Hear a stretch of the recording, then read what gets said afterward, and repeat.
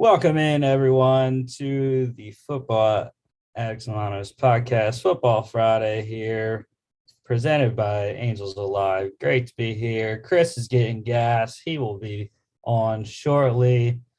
Mark will be back on Monday after he finished his training with the Texas Rangers for his position that he received from them. So, just me to start for a couple minutes anyways. We'll see how it goes.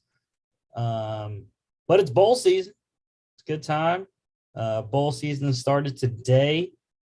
We had a game finish up already. Had a game at noon Eastern. There, the Bahamas Bowl. We got some schedule updates from NFL today that I'm going to rant about. But regardless, we are here and we are living. So starting off, like I said, the Bahamas Bowl finished today. Mid-Tennessee with the upset over Toledo, 31-24. Nick Vadiato, really great game from the true freshman. 270, 2 touchdowns, 1 yard under 10 rushing yards, not a big runner, unlike Daquan Finn is. But yeah, Finn struggled. Finn just did not look that great. I know he got dinged up, and then he was hobbling most of the fourth quarter. I didn't get a chance to watch the entire game, out Christmas shopping and whatnot for the fam. So, but yeah, I think the biggest story was Badiato in this game, and a couple other big performances for Toledo, anyways. Bryant Koback, 18 carries, 126. And then Georgia transfer Matt Landers, 4 receptions, 137 and a touchdown. Jaron Pierce for the Blue Raiders, Mid-Tennessee there, 4 for 114 and a touchdown through the air. Because the game finished just 3 hours ago, or just about an hour ago, actually. We do not have any defensive stats other than the interceptions. Samuel Womack for the Rockets with 1, and defensive tackle Zaylen Wood for the Blue Raiders with 1 as well. Yeah, still no defensive stats on ESPN here. So, yeah, that was the one bowl game that we got through. We got another one going tonight. And then, like they said on the broadcast, there are 39 bowl games in the next 16 days. So it should be very fun. Capital One Bowl Mania is a go. Moving on to NFL Monday Night Football, Rams getting an upset win over the Cardinals, 30-23. That should be flipped. My bad. I forgot to put the Rams logo on top of the Cardinals. We can do that right now. But yeah, I mean, Stafford looked very good. I was watching it as me and my fellow 1Ls were celebrating at the bar from finishing our first semester. So it was great to watch that with all my friends there. But yeah, Matt Stafford, man, he looked fantastic. And I think the Rams are back on track now. They got, 2 wins in a row here. And the Cardinals kind of knew this was coming. It was a divisional game. Rams needed it. Cardinals didn't necessarily need it. They needed to keep the number 1 seed. But yeah, they now are not the number 1 seed. They're the number 2 behind the Packers, who have the head-to-head win over Arizona. And I was disappointed. I had James Conner first touchdown. Should have happened. Freaking Kyler Murray throws an interception at the 5-yard line. I'm like, bro, what are you doing? It was just ridiculous. And then Matt Stafford drives it down the field real quick and gets a touchdown to OBJ. But Yeah, the Rams look very good. I was impressed. Sony Michelle was good. Was looking good in this game.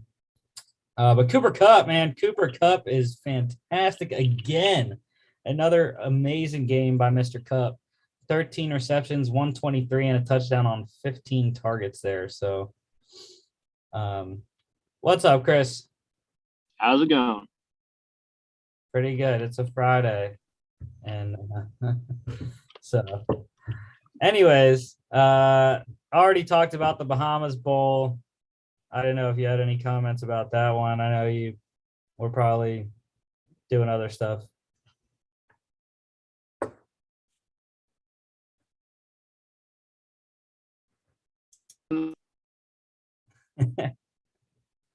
And Chris is in bad service.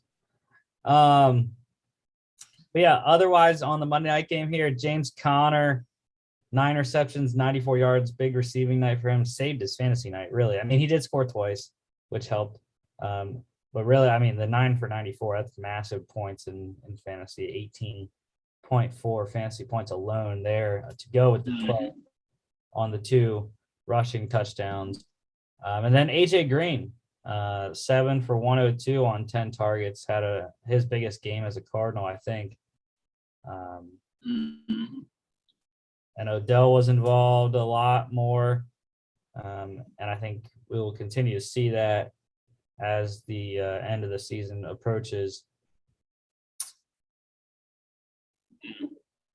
Defensively, I mean, Aaron Donald, no one, you can't pick anyone else. I mean, he absolute monster. 5 tackles, 3 solos, 3 sacks, 3 tackle spots, pass deflection, 3 QB hits. And it irks me because, this season, I think I've noticed Donald a lot more than last season when he won the stupid defensive player of the year. Oh, just saying.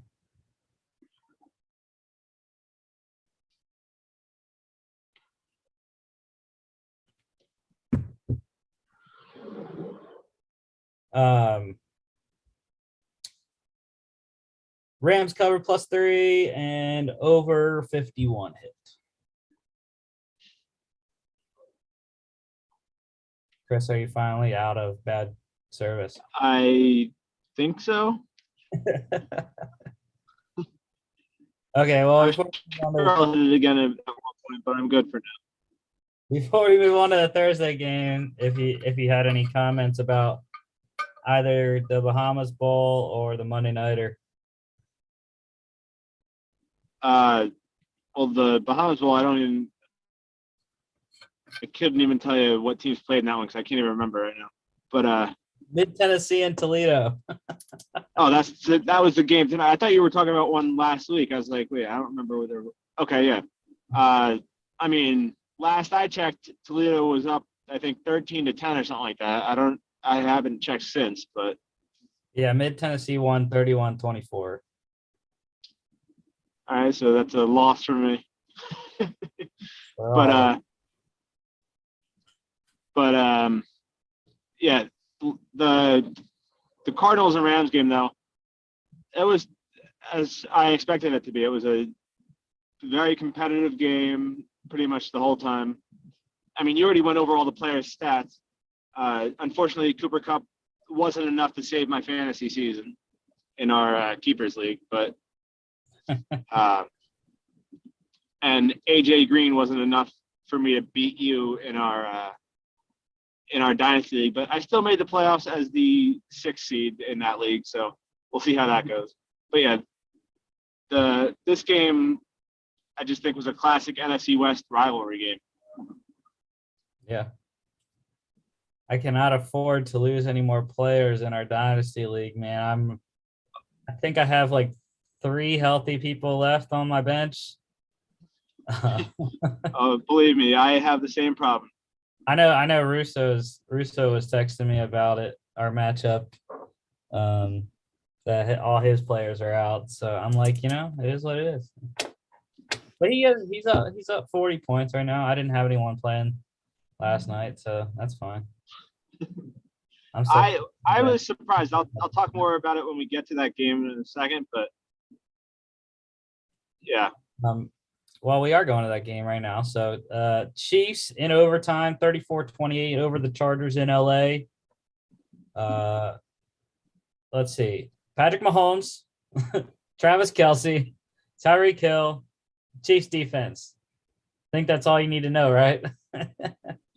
Yeah, that I was just amazed. Like, I mean, the Chargers defense isn't that great to begin with, but Kelce and Hill were just running crazy routes and like just juking the hell out of the Chargers defense. Like the last play of the game specifically was like one of the worst, like, or one of the best, I should say, on Kelce's part. But he just was cutting the route so crisp and so sharp, it was crazy.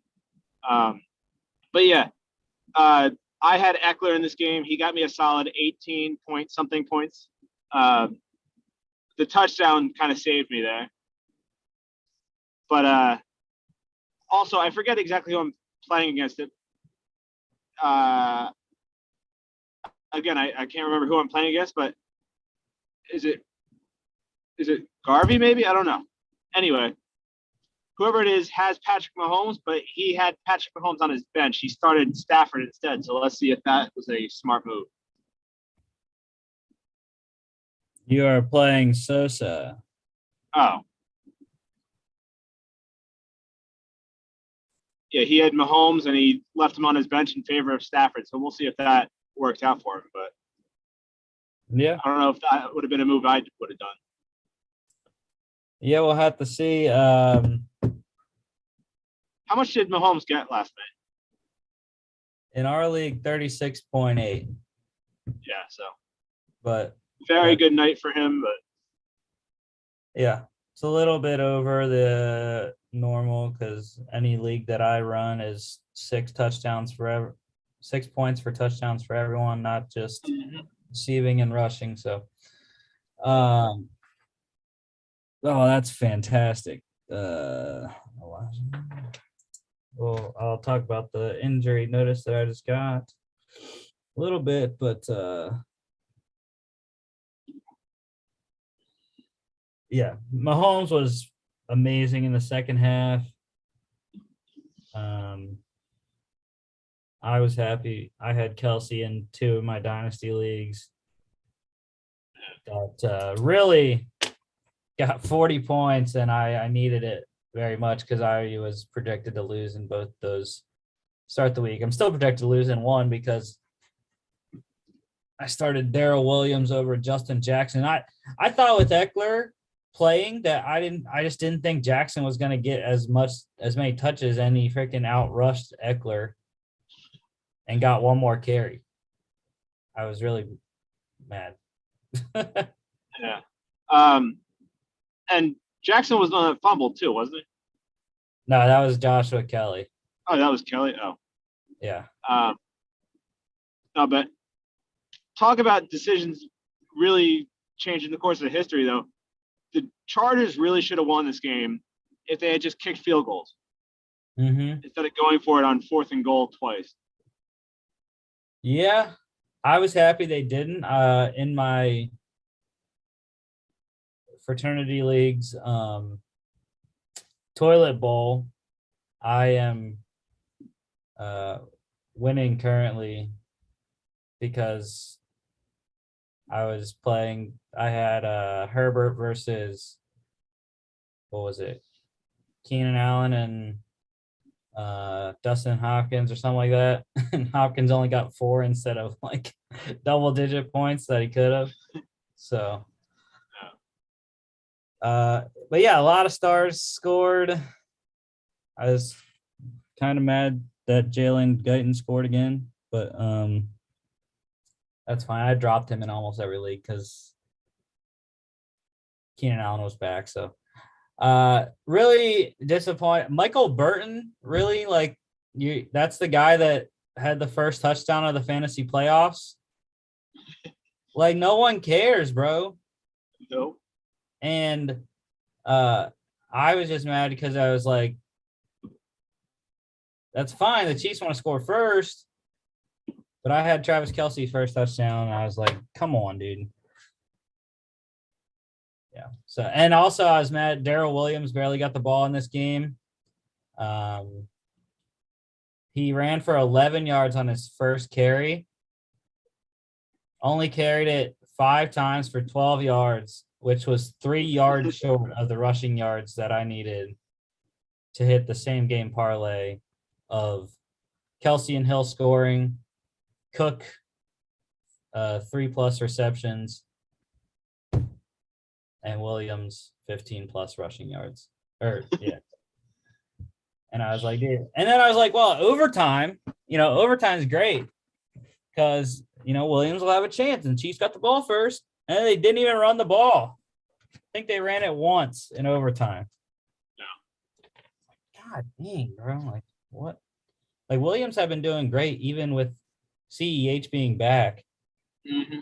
He had been putting out double-digit fantasy numbers the last 2 or 3 weeks and zero production this game. That's another rant that I'm not going to get into, but I still can't stand overtime rules. Oh, yeah. I know. I just think both teams should get the ball no matter what. Defensively, I'm going with Nick Bolton. The rookie was everywhere last night. 14 tackles, 10 solos, 3 pass deflections, and a QB hit. Like I said, overall, the Chiefs defense was outstanding, stopping the Chargers twice inside the 5-yard line. They stopped them on 4 out of the 5 fourth down conversions, I think it was. So, really great job by Steve Spagnuolo and the Chiefs defense. Chiefs covered -3, over 54 hit. All right, NCAA news. Got some transfer portal stuff and draft stuff going on.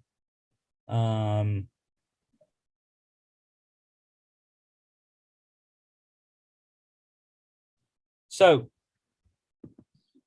transfer portal, Florida quarterback Emory Jones, he will enter the transfer portal after their bowl game. Not sure where he's going to go. Would assume Anthony Richardson will be the 2022 starter for the Florida Gators at quarterback. So, as I said all season, I think Richardson's the better passer anyways. Uh-huh. And then 2 guys that have found their spots, former Oklahoma quarterback Spencer Rattler. This came out Monday night while I was at the bar celebrating all of us finishing our first semester of law school. Transferring to South Carolina. Yeah. That was an interesting move, to say the least. Uh-huh. I was very shocked when I read that. I guess Shane Beamer got a good pitch together. Or that's just how far Spencer Rattler has fallen. What if he didn't have any other offers, from big time schools? Yeah. You are going. Yeah, that's the one thing. I mean, that's essentially free agency for college. And that's the one thing I've always wished that we could know in free agency is what other teams or whatever have inquired about him or whatever. Mm-hmm. Well, NFL free agency, we get that a little bit. Usually it comes out with the big names or the big money deals. Usually hear which teams were interested. Yeah. Yeah, we know nothing about college transfer portal, as far as I know, anyways. And then another quarterback finding his new home, Nebraska quarterback Adrian Martinez. He is transferring to Kansas State. So I don't know what the status of either Skylar Thompson or Will Howard are now, with Martinez coming to K-State. That's a solid move for him, though. I think they just signed a pretty good or pretty highly recruited, highly rated quarterback as well in their 22. I don't know if it's their 22 or 23 signing class. So, and then guys entering the draft here, sticking with the quarterbacks: Nevada quarterback Carson Strong, Pitt quarterback Kenny Pickett, and Michigan State running back Kenneth Walker III, as we expected all three to do. All right, NFL news. Get to the shocker. The midnight. When was this? This was on Wednesday, I believe. Midnight on Wednesday. The Jags fired head coach Urban Meyer. Offensive coordinator Darrell Bevell will be the interim head coach for the remainder of the year. I was working, just driving around my car. I'm doing Uber. And I see the top of my phone with the Twitter notification, Urban Meyer has been fired. I'm like, holy crap. They actually did. I mean, yeah, I was going to say, I can't say it was a complete surprise based on what's been going on the last few weeks in Jacksonville, but it's just so fitting for this to happen to Jacksonville. I mean, yeah, I don't really know what the move is. I guess one thing that I saw was how they passed up on a lot of guys last year, like Eric Bieniemy. I don't know why I'm blanking on all. Brian Daboll from Buffalo. Yeah, Daboll, Robert Saleh, Dan Campbell, most of the other first-year head coaches that are out there. So yeah, it was a tumultuous and a roller coaster ride. Urban Meyer's was it 13 games in Jacksonville. Yeah. So now is it you think what, 4 games left, right? You think that's enough of a interview or whatever for Bevell to possibly win the job? Well, I mean, yeah, I think it depends on. We'll have to see what it looks like. I probably won't watch that game on Sunday because there's better games to watch. Yeah, the Jaguars-Texans, it's one of the worst games I've ever, come across. But it will be interesting to see what the sideline looks like on Sunday. Regardless of winning or losing, I think it'll be interesting to see what the relationship feels like between Bevell and the players, if the players want him or not. Because he's never been a head coach that I know of. Not at the NFL level. So, and he's been with multiple great quarterbacks. You know, he was the offensive coordinator for Russell Wilson. He was Matthew Stafford's offensive coordinator in Detroit for a little bit. Those are the only two I can think of where he was previously. He's been around now. And it helps too that Jacksonville has a rather soft schedule to end the year here. I mean, I know for a fact, 2 of the games one's against the Texans, one's against the Jets. So I don't know about their other 2 games, but yeah, they got a pretty good schedule coming up. All right, it's time to rant. So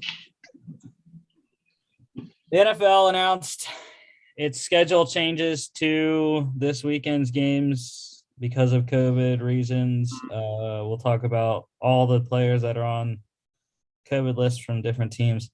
But the schedule changes officially. The Raiders at the Browns game, originally scheduled for tomorrow, will move to Monday at 5 Eastern on NFL Network.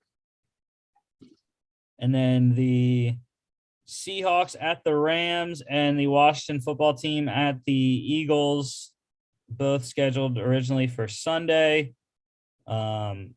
moved to Tuesday, both at 7 p.m. on Fox. Regional coverage restrictions apply. So I wholeheartedly agree with all the teams that don't have the COVID issues. The Raiders, the Seahawks, and the Eagles. Rodney McLeod put out a tweet today saying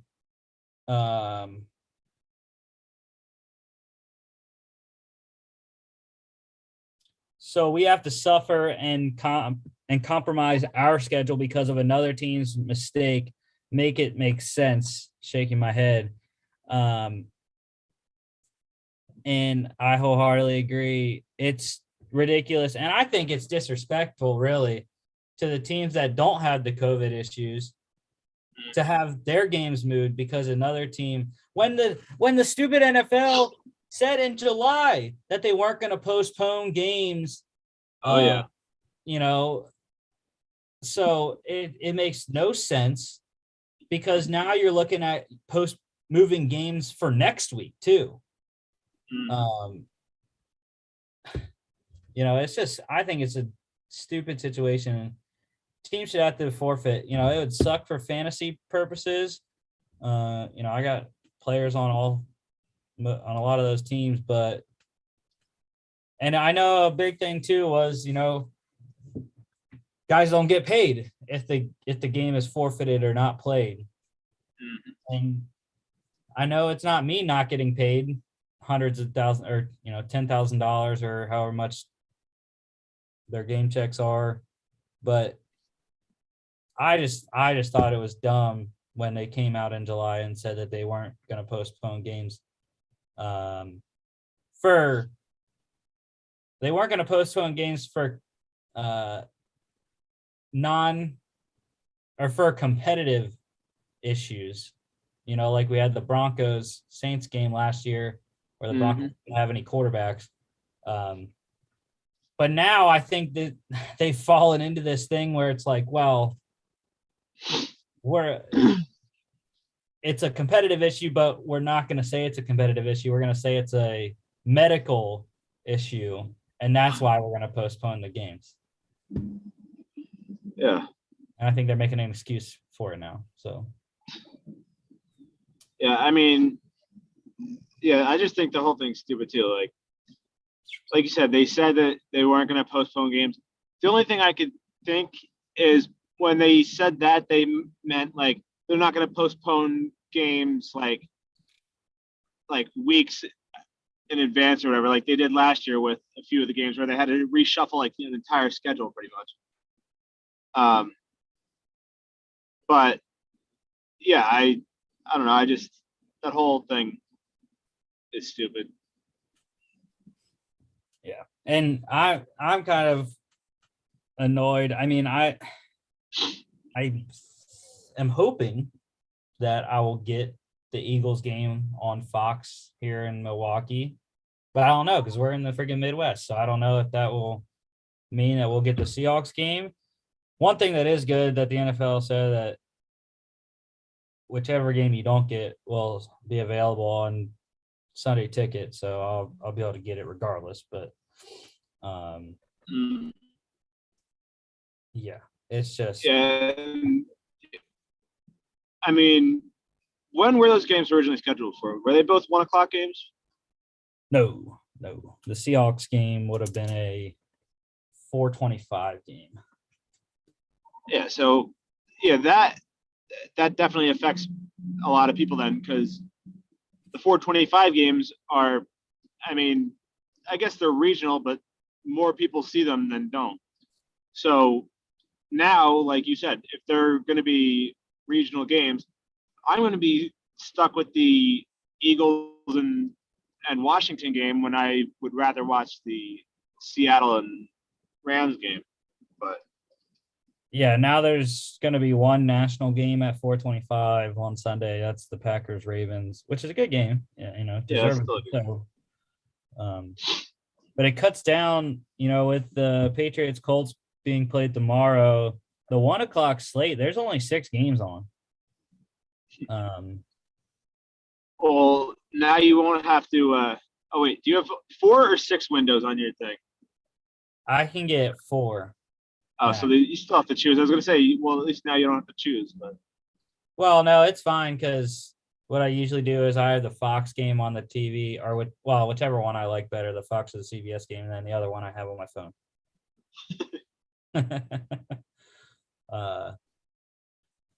But yeah, scheduling really made me mad today. Made a lot of people mad.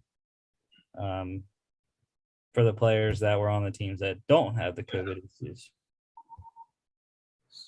Why we put these things in place, saying that they wouldn't penalize teams for not having, or the teams that didn't have the COVID issues. Whatever, NFL.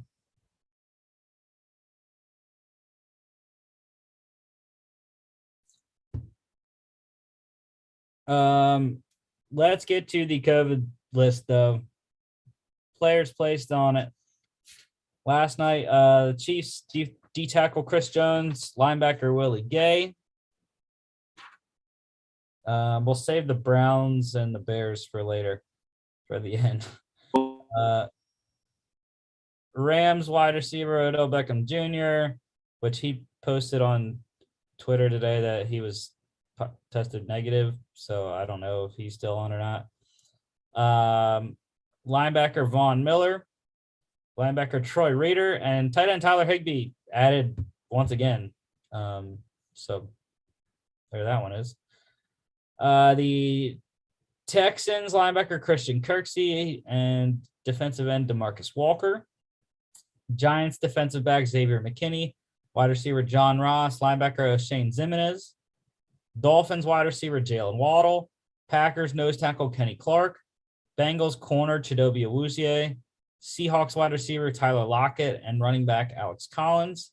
Ravens safety Chuck Clark. Cardinals center Rodney Hudson. Panthers quarterback Matt Barkley. And Saints head coach Sean Payton today going on the testing positive for COVID. And defensive coordinator Dennis Allen will take over his head coaching duties for the game against the Bucs on Sunday night. Big outbreaks here. The Browns guard Wyatt Teller, wide receiver Jarvis Landry, tight end Austin Hooper, defensive end Takaris McKinley, offensive tackle Jedrick Wills, quarterback Baker Mayfield, corner Troy Hill, safety John Johnson, quarterback Case Keenum, safety Grant Delpit, safety Ronnie Harrison, linebacker Mac Wilson, running back Kareem Hunt, defensive end Jadeveon Clowney, and head coach Kevin Stefanski. The Bears, defensive tackle Eddie Goldman, corner Artie Burns, tight end Jesse James, wide receiver Allen Robinson, defensive back Eddie Jackson, quarterback Andy Dalton, and then all 3 coordinators, special teams coordinator Chris Tabor, defensive coordinator Sean Desai, and offensive coordinator Bill Lazor, all out for Monday night. Washington football team, corner Kendall Fuller, quarterback Kyle Allen, defensive tackle Matt Ioannidis, wide receiver Cam Sims, safety Cameron Curl, and quarterback Taylor Heineke. Interesting quarterback situations for Cleveland and Washington. I agree with Aditi Kinkhabwala, NFL Network's reporter for the AFC North. Moving the game from Saturday to Monday for the Browns, I don't know how many guys are actually going to get back. I really don't. They're definitely not going to get guys that just got released as being on the COVID list. Kareem Hunt, no, there's no way he gets back by Monday. Jadeveon Clowney more than likely not going to be back. possibly some of the early guys that were announced earlier this week. But I know I don't know if head coach Kevin Stefanski will be back either. So I don't know. Activated off the COVID list though. Dolphins running backs Myles Gaskin and Salvin Ahmed, and Browns linebacker Anthony Walker Jr. So they're those three guys, anyways, getting activated off of the list. All right, we have week 15 playoff scenarios here.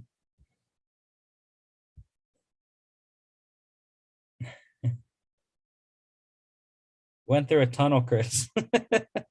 Yeah, I'm back. Well, you missed all the fun. You missed all the COVID-19 lists. Yeah, I don't know exactly who it was, but I know there was a lot of players on. Yeah, I think the biggest ones were, I said all the Browns, Bears, and Washington. I think the biggest ones are, when you look at the coaches and the quarterbacks, Baker Mayfield for the Browns, Case Keenum for the Browns, and then, head coach Kevin Stefanski for them as well. And then for the Bears, all three coordinators being out for Monday night, as well as backup quarterback Andy Dalton. And then Washington, Kyle Allen and Taylor Heineke, both quarterbacks, are on the list right now. And then Saints having Sean Payton on there, testing positive. Defensive coordinator Dennis Allen taking over for him on Sunday night. So Chris is gone again. The week 15 playoff scenarios, though, there's a bunch of them.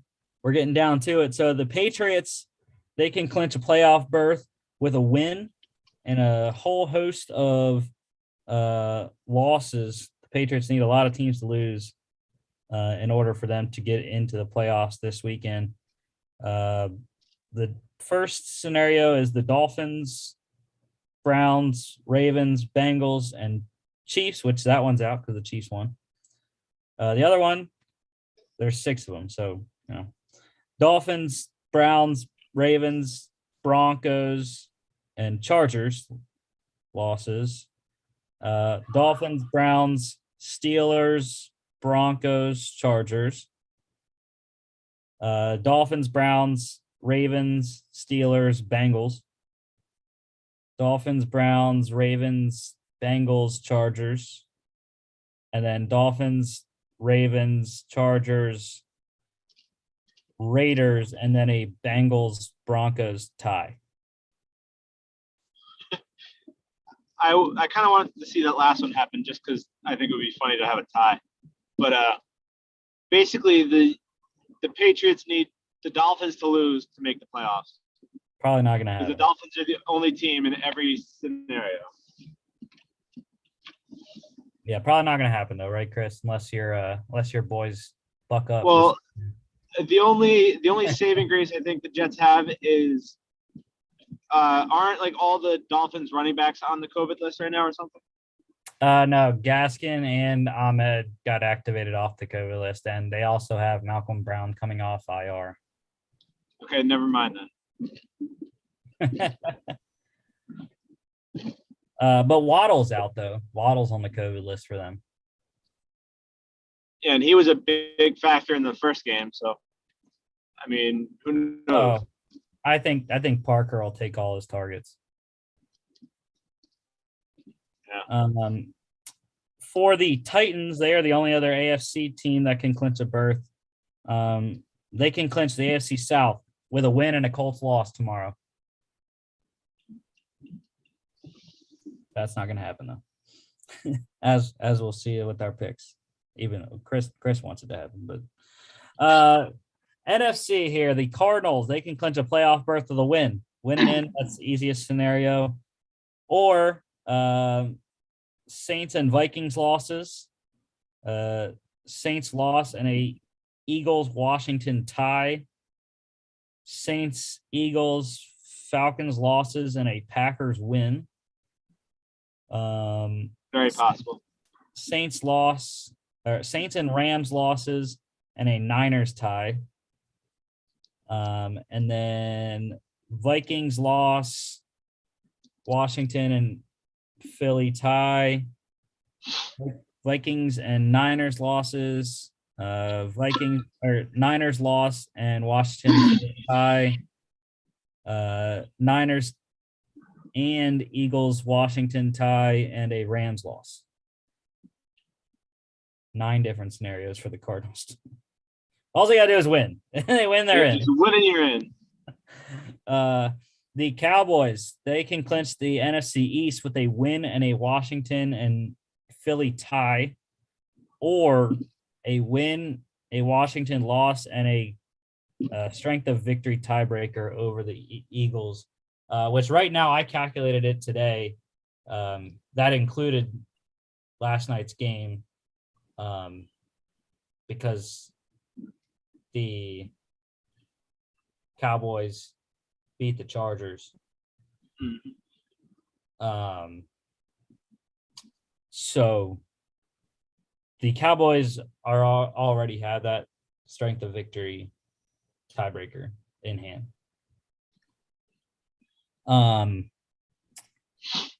They can clinch a playoff berth with a win and a Saints loss, a win and a Niners loss, a tie and a Vikings, Saints, and Falcons losses. Or if they lose or don't tie, they can clinch a playoff berth with a Vikings, Falcons, Saints losses, and an Eagles, Washington tie. Or Vikings, Falcons, Saints losses, and a strength of victory tiebreaker over the Eagles. And then the Packers, they win the NFC North with a win or a Vikings loss. They can clinch a playoff berth with Saints and Niners losses, Saints loss and a Washington Philly tie, Saints and Rams losses and a Niners tie, Niners loss and a Washington Philly tie, or a Rams loss and a Niners tie, Eagles Washington tie.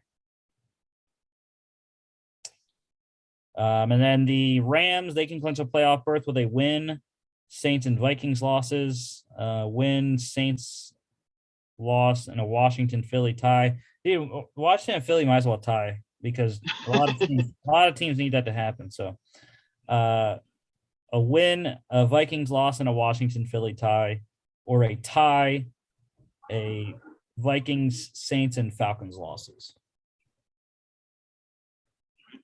Those are all the scenarios.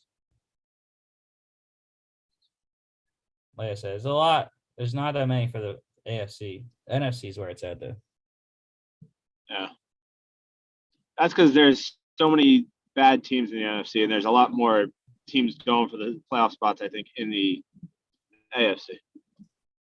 Yes, I think the ones that'll be locked up are more than likely. I think I don't think any AFC playoff berths are going to be clinched this weekend. I know you do, but I think the Cardinals, they're winning in, so they're playing the Lions, and I think I don't know. I want the Eagles to win. That would more than likely give the Cowboys the division if the Eagles won, because the Cowboys are playing the Giants. But I mean, that's fine. But that has to be how it has to be for the Eagles to get a better chance at the playoffs. But I think regardless, I think the Cowboys will clinch a playoff berth at the very least. Because they're that number one scenario where they got to win and the Saints lose to the Bucks. No Sean Payton there, so Yeah, I mean, The only saving grace for that is the Saints already did beat them this year. So Yeah, Tom Brady's never beaten the Saints in a Bucs uniform, except for the playoffs. yeah, he's 0-3 in the regular season. Yeah. And then I also think I think Cardinals and Cowboys are in, and I also think the Packers will be in. They will be the first team. Well, like I said, depending on. Granted, actually, no, the Packers will. The Packers will be the first team to clinch their division this year. Because of the Washington-Philly game played on Tuesday instead of Sunday. So the Cowboys won't know if they clinch the division until Tuesday.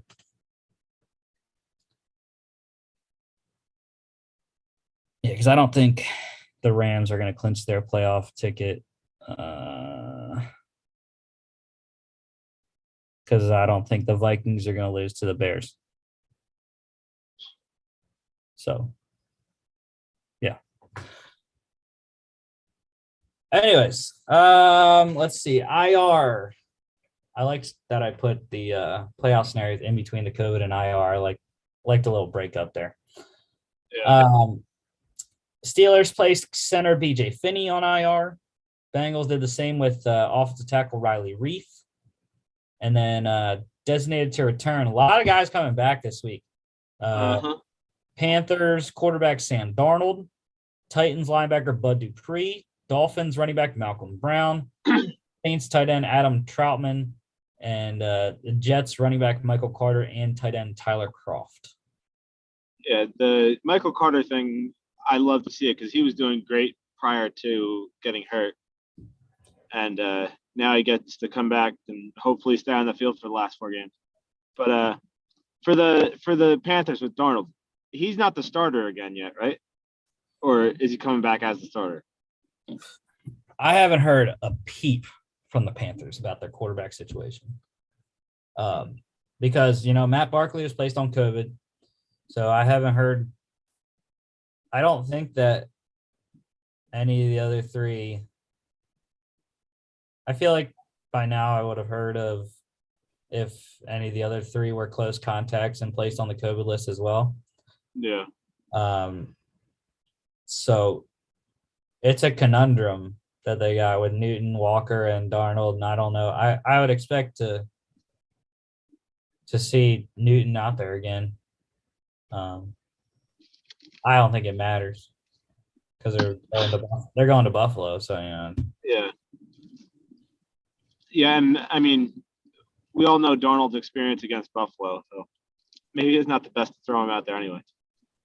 Yeah, the Panthers are the first of my 3 teams that I'm giving up on this year. So if they would have won last week, I would have still had hope. But because they couldn't even beat the stupid Falcons, and now having to go play Buffalo, no. Injury-wise, Washington football team tight end Logan Thomas does in fact have an ACL, so it's kind of been like a roller coaster for Logan Thomas. They were like, "Yeah, you tore your ACL, but wait, we got to check. Maybe it's not an ACL. Maybe you're good." And then now they're like, "Yeah, it was an ACL." So. Yeah, I'm very thankful I traded him away in our Dynasty League.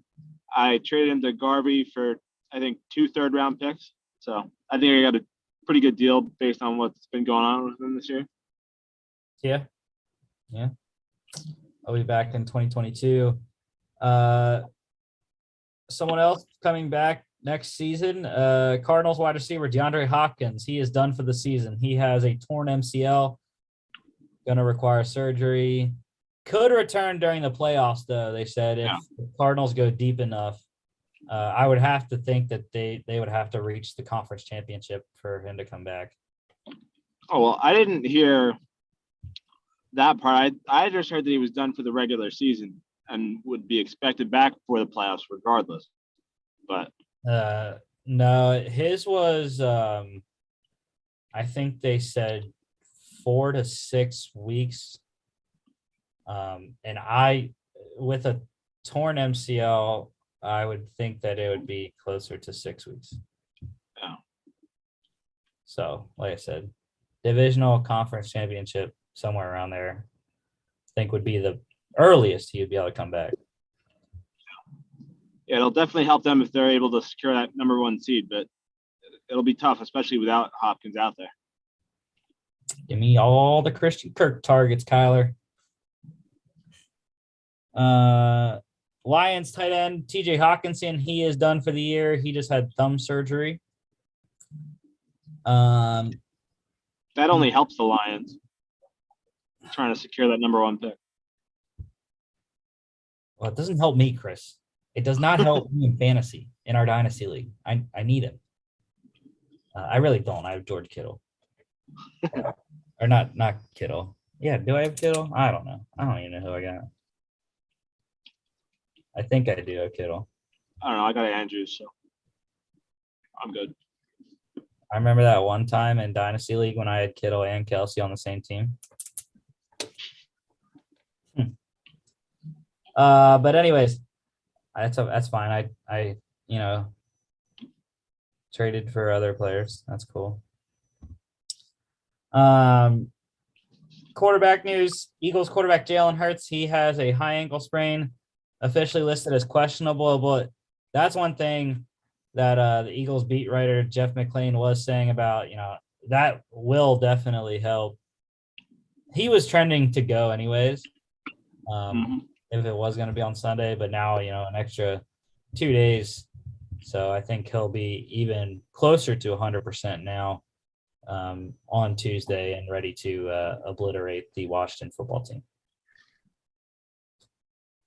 Ravens quarterback Lamar Jackson possibly going to be out with his ankle sprain this weekend. I expect Tyler Huntley to start. I don't think Lamar is going to play, which is good for me in our Dynasty League because Russo's playing Lamar Jackson right now. And his backup, Heineke's on COVID, and he's going to be forced to start Garoppolo, which is great. Great to see. The only thing is Garoppolo's playing the Falcons. So.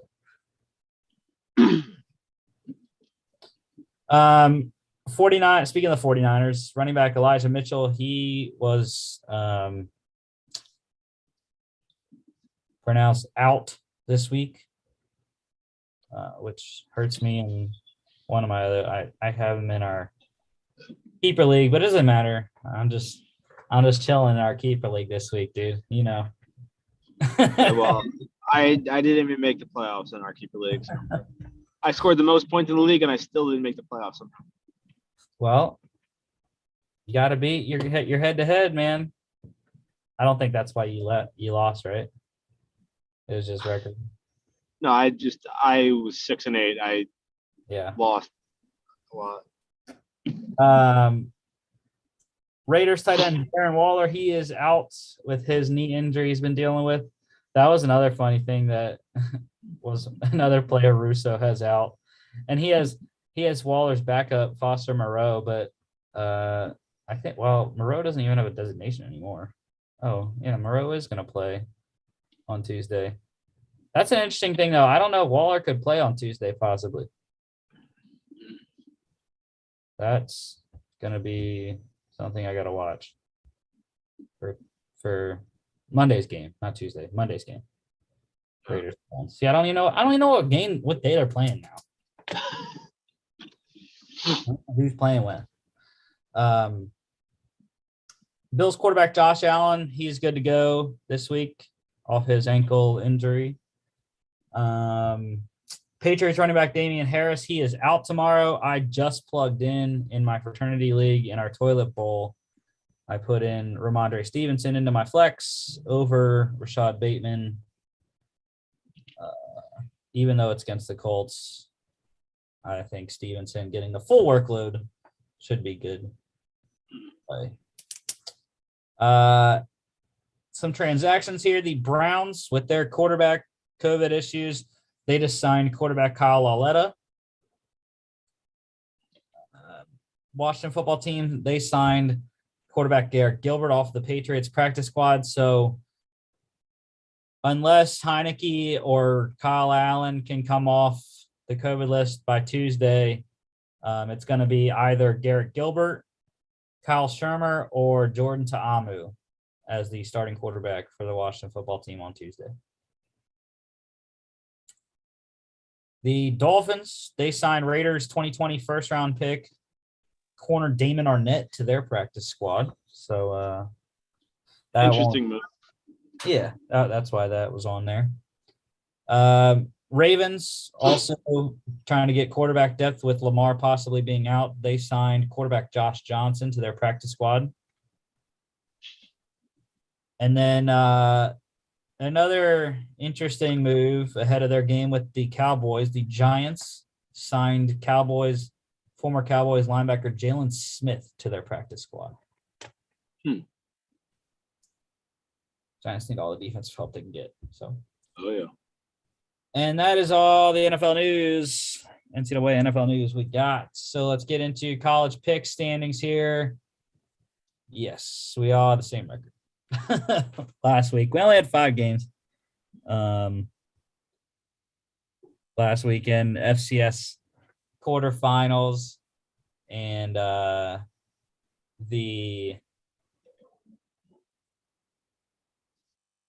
what the heck else was last weekend? I don't even know.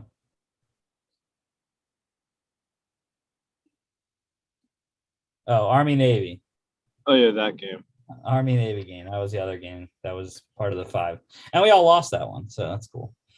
I think we all lost the same too, didn't we? Huh? Didn't we all lose the same 2 games? Yeah. We all picked the same ones in college last week. So yeah, no standings change. Chris is still more than likely going to win overall. 8 up on Mark and a million up on myself. 19 up on you. Yeah. So I still don't know. I don't know how my number is wrong.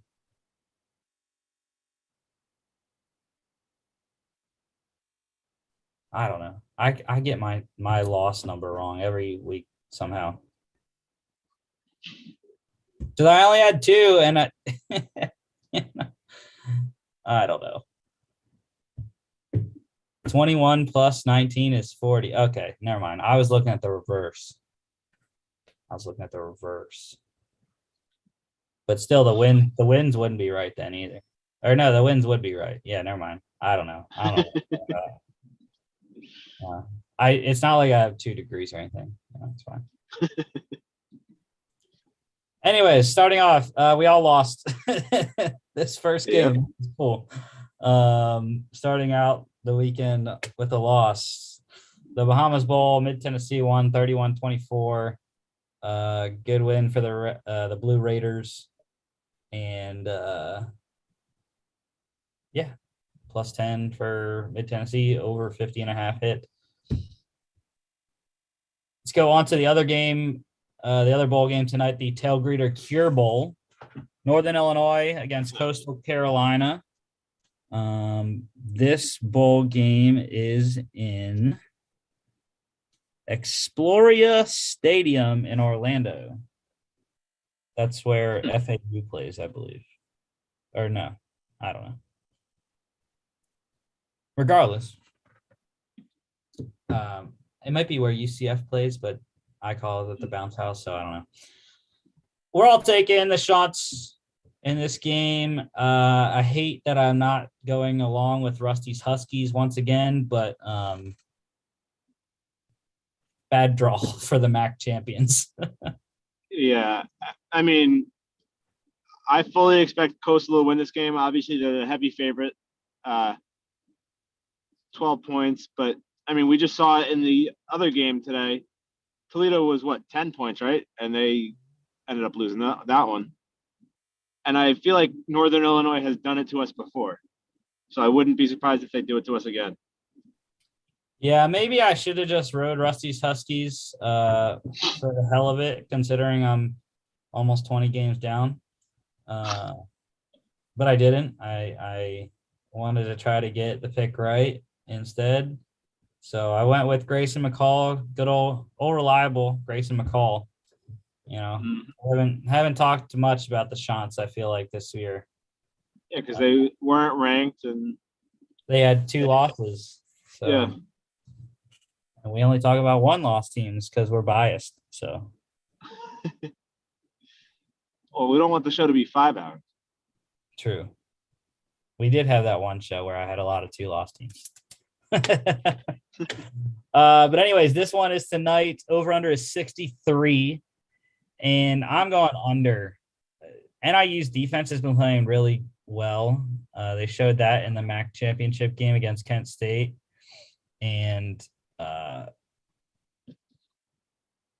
not so confident in Coastal Carolina that they are going to just blow NIU out of the water. So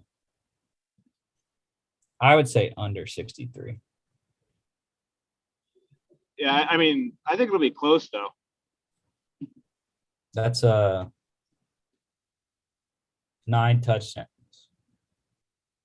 Yeah, I think it could. I think both teams could score in the 20s. So 28, that's 56. So I think it could get somewhere in the 50s. 6 p.m. on ESPN2. All right, starting tomorrow, roofclaim.com, Boca Raton Bowl, Western Kentucky against Appalachian State, and I was shocked that you picked Western Kentucky, Chris. Well, I was going to say I'm kind of shocked that nobody picked the Appalachian State. This game is at FAU Stadium in Boca Raton, Florida. No, you know why I picked Western Kentucky? I just watched the other night. Last night, I think it was, Bailey Zappi went Instagram live and I watched it. It was entertaining. They were having some fun. Him and some of his teammates, Jarrett Stearns and company.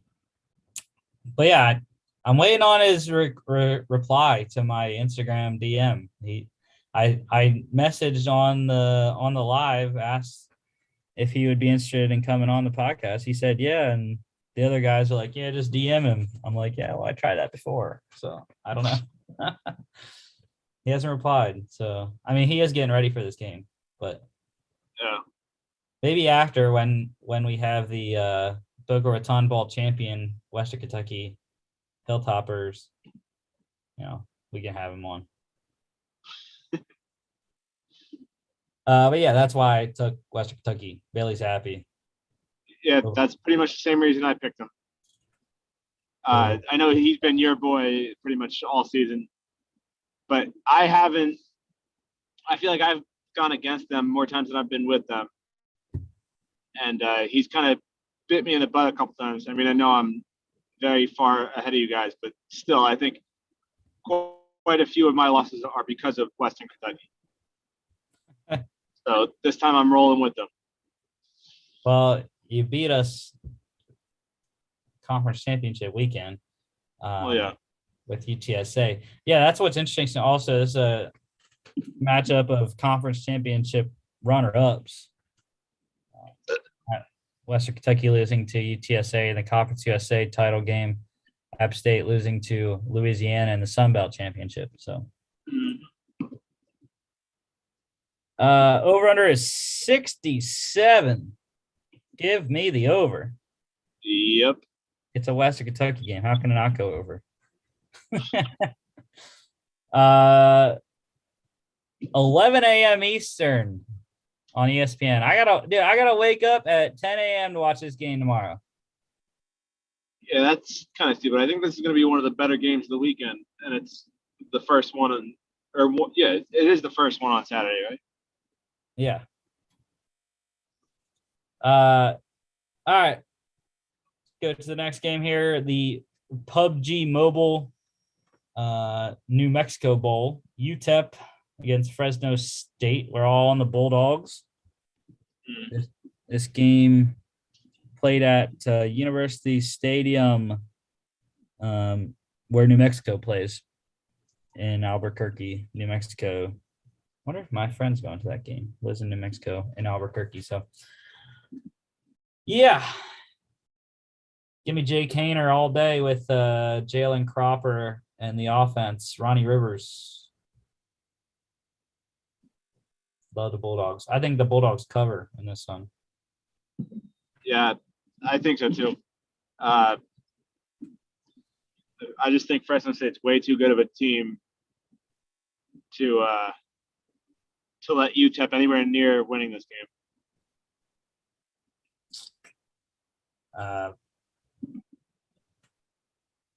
Over-under is 51.5.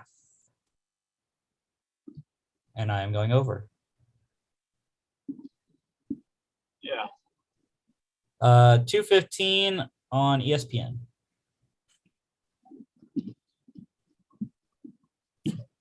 Radiance Technologies Independence Bowl. UAB against number 13 BYU. I love that this line got to 6.5. Key number is 6.5.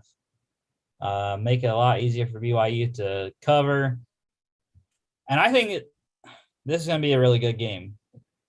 It's number 13 versus unranked. People will say BYU is going to destroy them. That's not the case. Nope. UAB is very, very good Conference USA team. And they are only allowing 22.8 points per game. Will definitely be a tough task. I mean, BYU scoring 33.5 points per game. So, yeah, this is one of the games I actually considered flipping, but and I'm kind of surprised that we're all on BYU on this one because, like you said, this is going to be a tough game. BYU, yes, probably will cover, but yeah, I wouldn't be surprised if it's only like a field goal game. Again, I'm going with the better offense. I'm an offensive person, even though I played defense. But yeah, Jaron Hall at quarterback, Tyler Algier.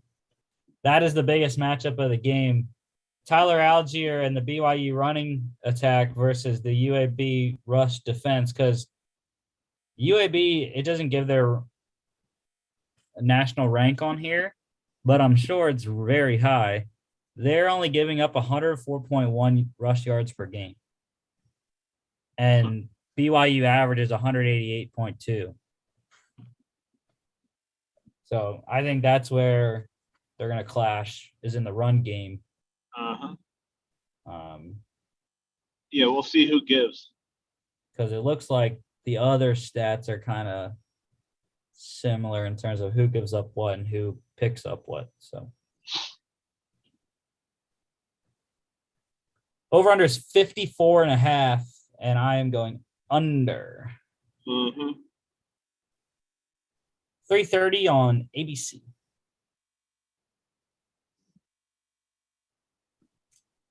The Lending Tree Bowl, Eastern Michigan versus Liberty. Mac against Independent. No one wanted to take a shot on the Eagles, I see. No. I mean, granted, why would you? But I mean, both of these teams, though, I mean, they're both 7-5, so neither one has really had that great of a season. But I just trust Liberty more to be able to pull out a victory here. Yeah, I think what's going to hurt Eastern Michigan is that their point differential average per game is only 2.2. They're putting up 31 and allowing 27.8. And I think also it's going to kill Eastern is the running game for Liberty. Eastern Michigan's giving up almost 200 yards rushing per game. So that's, I mean, Liberty's not that great. They're averaging 176 rushing yards per game. And I think what's still totally weird is that Malik Willis is the leading rusher on the season for the Flames. 820 rushing yards and 11 touchdowns. on the ground alone. So I actually don't think this game's going to be that great. I've kind of soured on Malik Willis, but he's still gonna be highly drafted at. So over under is 58.5, which if you look at, both teams score around 31 points per game. Liberty only gives up about 21. Yeah, that's what I was going to say. I think it all depends on. I have full confidence that Liberty can score enough, but I don't know if Eastern Michigan can score enough to hit the over. But even if you look at how many points they give up, it's literally it would technically be just over. 27.8 points per game given up for Eastern, 21.7 for Liberty.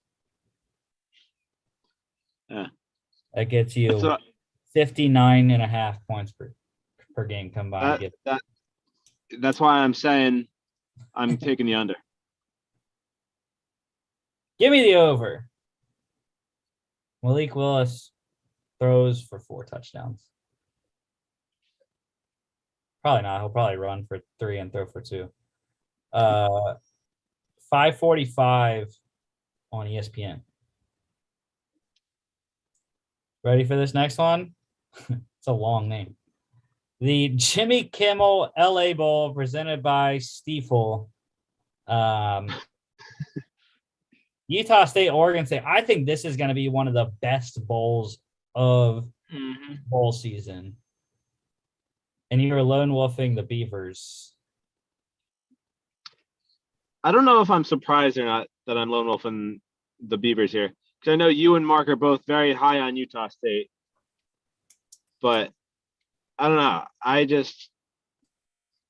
have a feeling I'm going to be wrong on this one, but just looking over all the stats and all that, the stats alone made me pick Oregon State here.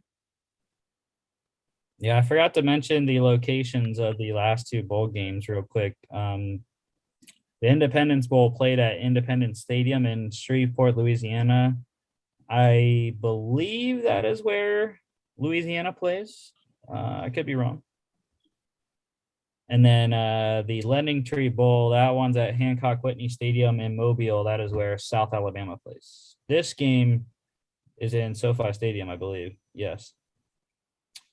In Inglewood, California. Obviously, home of the Chargers and Rams.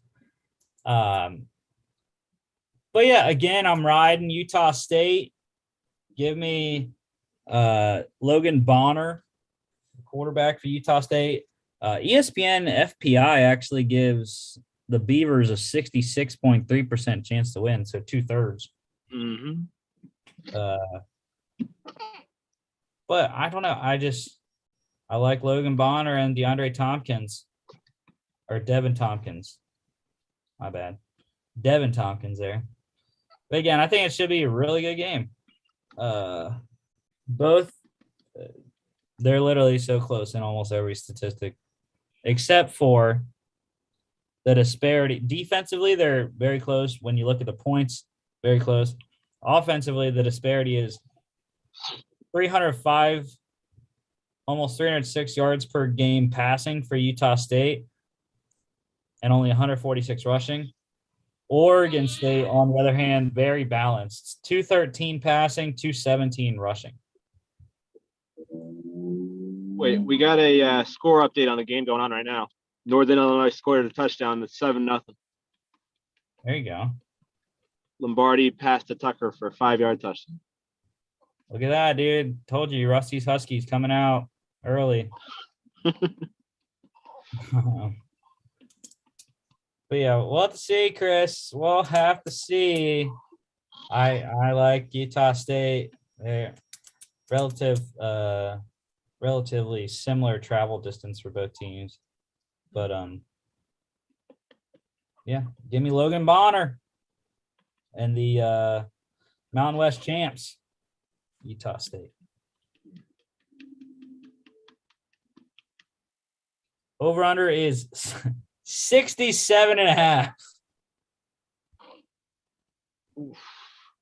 That one's a tough one. They combined to give up about 51 points per game, but their offenses score 66 combined points per game. So that would lead me to think that it would go under. Yeah, I think it'll be close, but I think it'll be just under. 7:30 ABC. And the last bowl game, technically, the FBS bowl game, anyways. Arnold Carriers New Orleans Bowl. This one should be at Caesar Superdome. Yes, in New Orleans where the Saints play. Number 23, Louisiana against Marshall. Raging Cajuns getting 4 points. And Sunbelt champions, Louisiana, really good. Levi Lewis. They don't have their head coach. Billy Napier left for Florida already. So yeah, I don't really understand why this is only a 4-point spread here.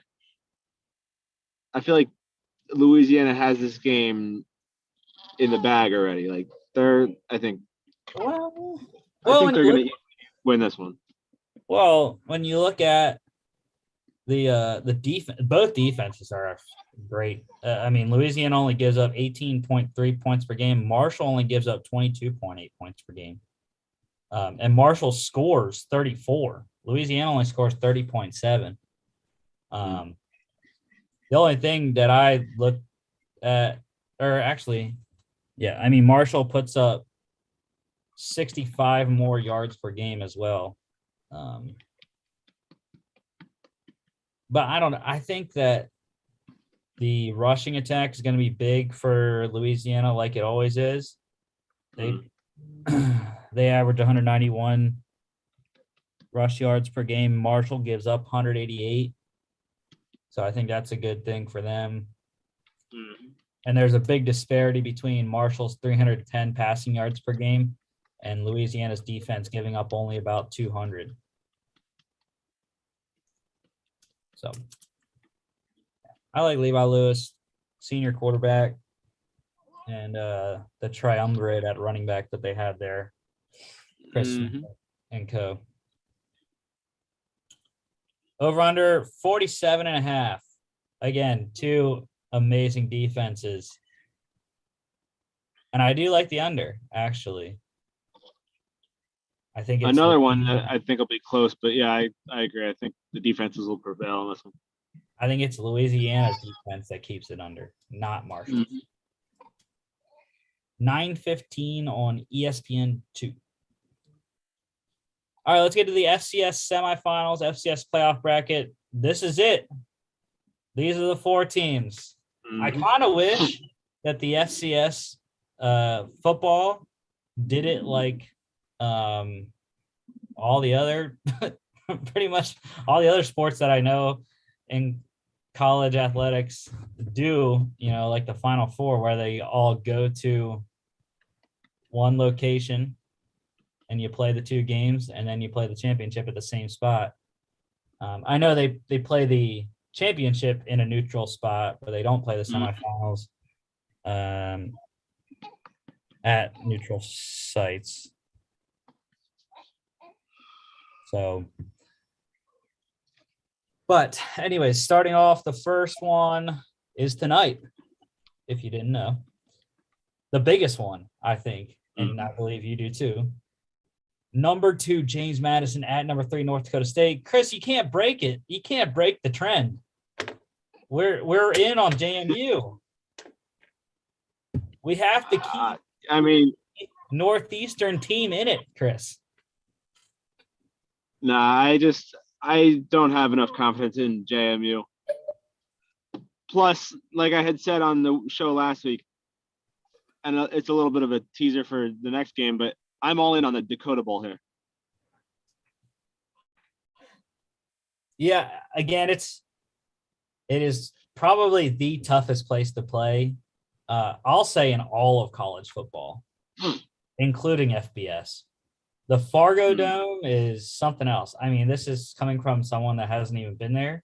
I think Mark said he has, but just from hearing and watching games there, it is something else, and they are crazy for North Dakota State with no FBS schools in North Dakota, with no professional sports in North Dakota. North Dakota State is it. North Dakota and North Dakota State. That is it in the state of North Dakota. So they are all in on the Bison every single year. And when I watched that game last week against ETSU, and ETSU weathered the storm early. They got through the first quarter well, but it was once the Bison start their momentum, it's crazy in there. I am just believing that with Sam Houston State gone, James Madison, this is their last chance. Not really. I don't think they're moving up until 2023. I could be wrong. They might move up next year. I don't know. I don't know the exact details of everyone moving and when they're moving. But I just think Cole Johnson has played outstanding in the playoffs, and I didn't expect that. So I think him combined with Antoine Wells, Latrell Palmer running the ball, the defenses both are very good. JMU gave up 6 to Montana last week. Both similar games, 28-6 for JMU, 27-3 for North Dakota State. That's the crazy thing, though. North Dakota State's only given up 10 points in the FCS playoffs. They only gave up 7 to SIU. JMU gave up 20 to Southeastern Louisiana, but that's fine. Not worried about that game. So I don't know. I think it's going to be a very good game. I'm going to have to listen to probably the end of it because I got to work. But go Dukes. I think they're all going to do it. So. Over under is 47.5. You know what? For that Louisiana Marshall game, I looked at the wrong over under. The over under of Louisiana Marshall is 55.5. So that helps it go under, right? This game though is 47.5. And I still think it'll go under. I think both defenses are very solid. I know the offenses are too, but again, I think the defenses are both way better than the offenses. Yeah. I think it'll be interesting to watch because especially when you look at the game. Actually, you know what? I'm thinking about South Dakota State. Never mind. Thinking about the wrong game. Anyways. Over under 47.5, 9:15 on ESPN 2. In between the two FCS semifinals game is the Celebration Bowl tomorrow. Cricket Celebration Bowl, South Carolina State against number 15 Jackson State at Mercedes-Benz Stadium in Atlanta. And of course, we're all on Deion Sanders' boat. I mean, how can you not? South Carolina State is terrible. And Jackson State should roll them. Plus, they're celebrating signing that recruit. That what was he, number 2 overall, right, or something like that? Yeah, Prime stole him from his alma mater. Yeah. The highest ranked recruit ever to sign with an FCS school.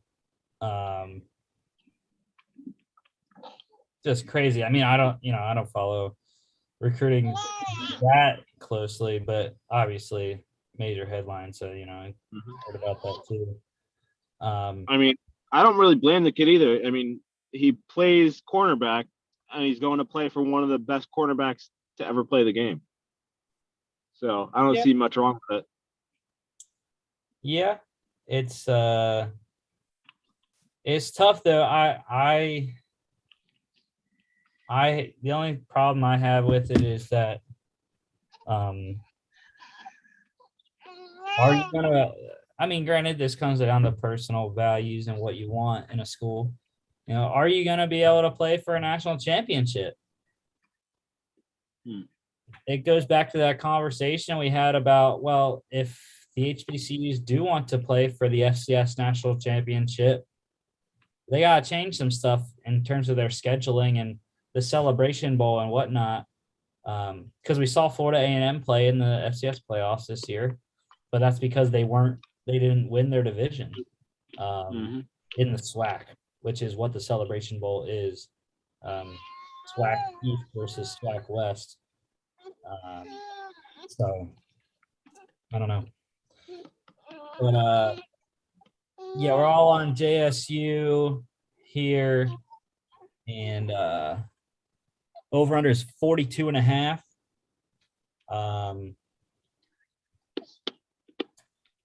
Let me see here. I like the under. Give me the under. Jackson State doesn't actually score that many points when you look at it. They don't give up that many points either. Nope. So, yeah. Their combined total from the last 3 games, 72-37. Their last 3 games.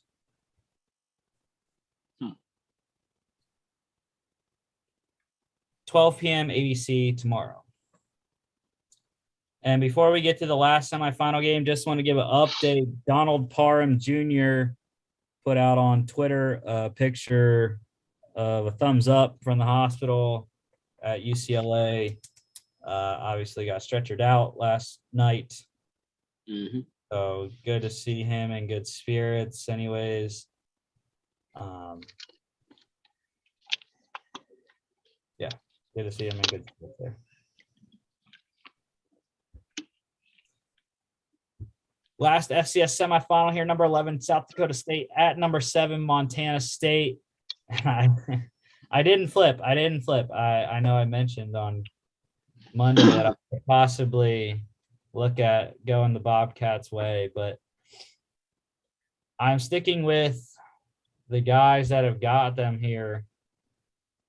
That is Pierre Strong and Isaiah Davis, the running attack for the Jackrabbits. Is what they do best, and that's what's going to win them the game.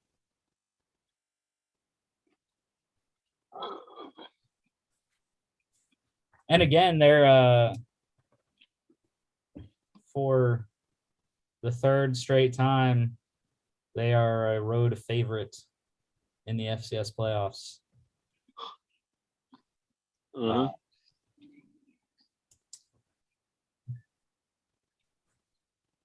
The only thing I will say is that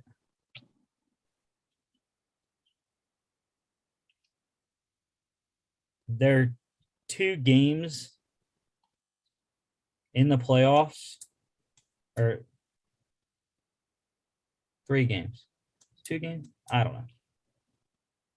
know how many games it's been.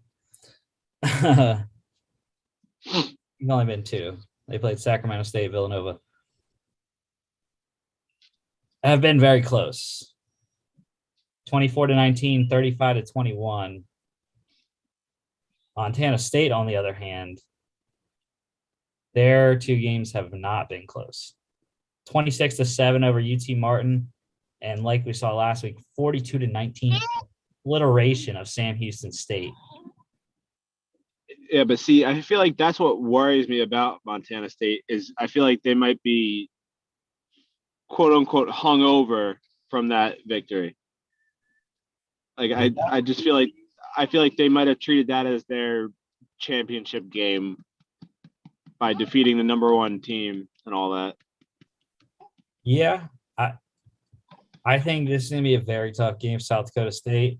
But this is what I wanted to talk about when I was thinking of them during the JMU conversation. Isaiah Ifanse, the running back for Montana State, who I have come to love. I mean, he is amazing. 1,539 yards, 10 rushing touchdowns. We saw it in the Villanova game for South Dakota State. Daniel Smith threw the ball all over in the first half. They shored the secondary up in the second half, and that's what got them the win. But Villanova wasn't able to run the ball, and I'm interested to watch to see if Montana State can run the ball or not against the South Dakota State front. Because if they can't,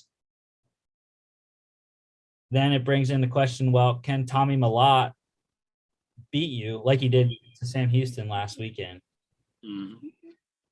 I don't know.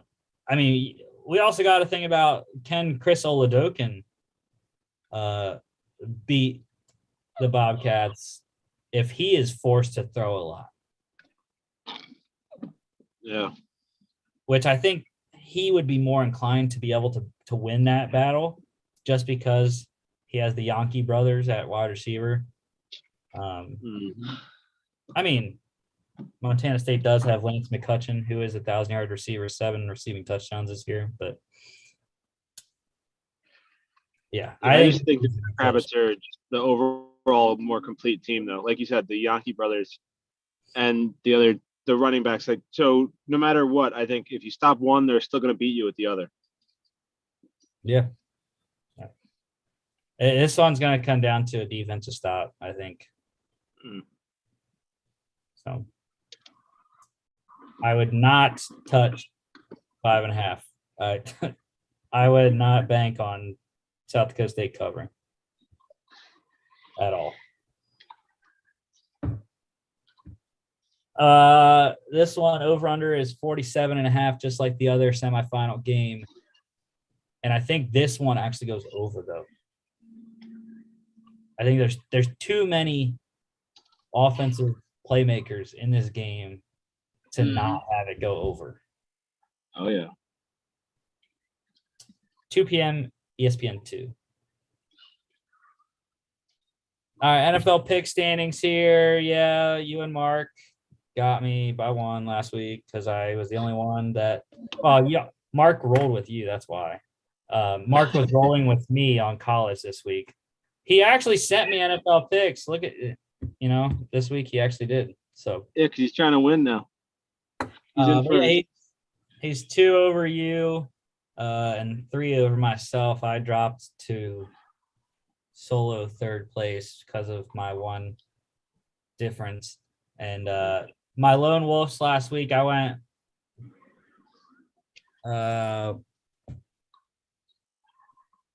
1-2. I got the Browns. They beat the Ravens.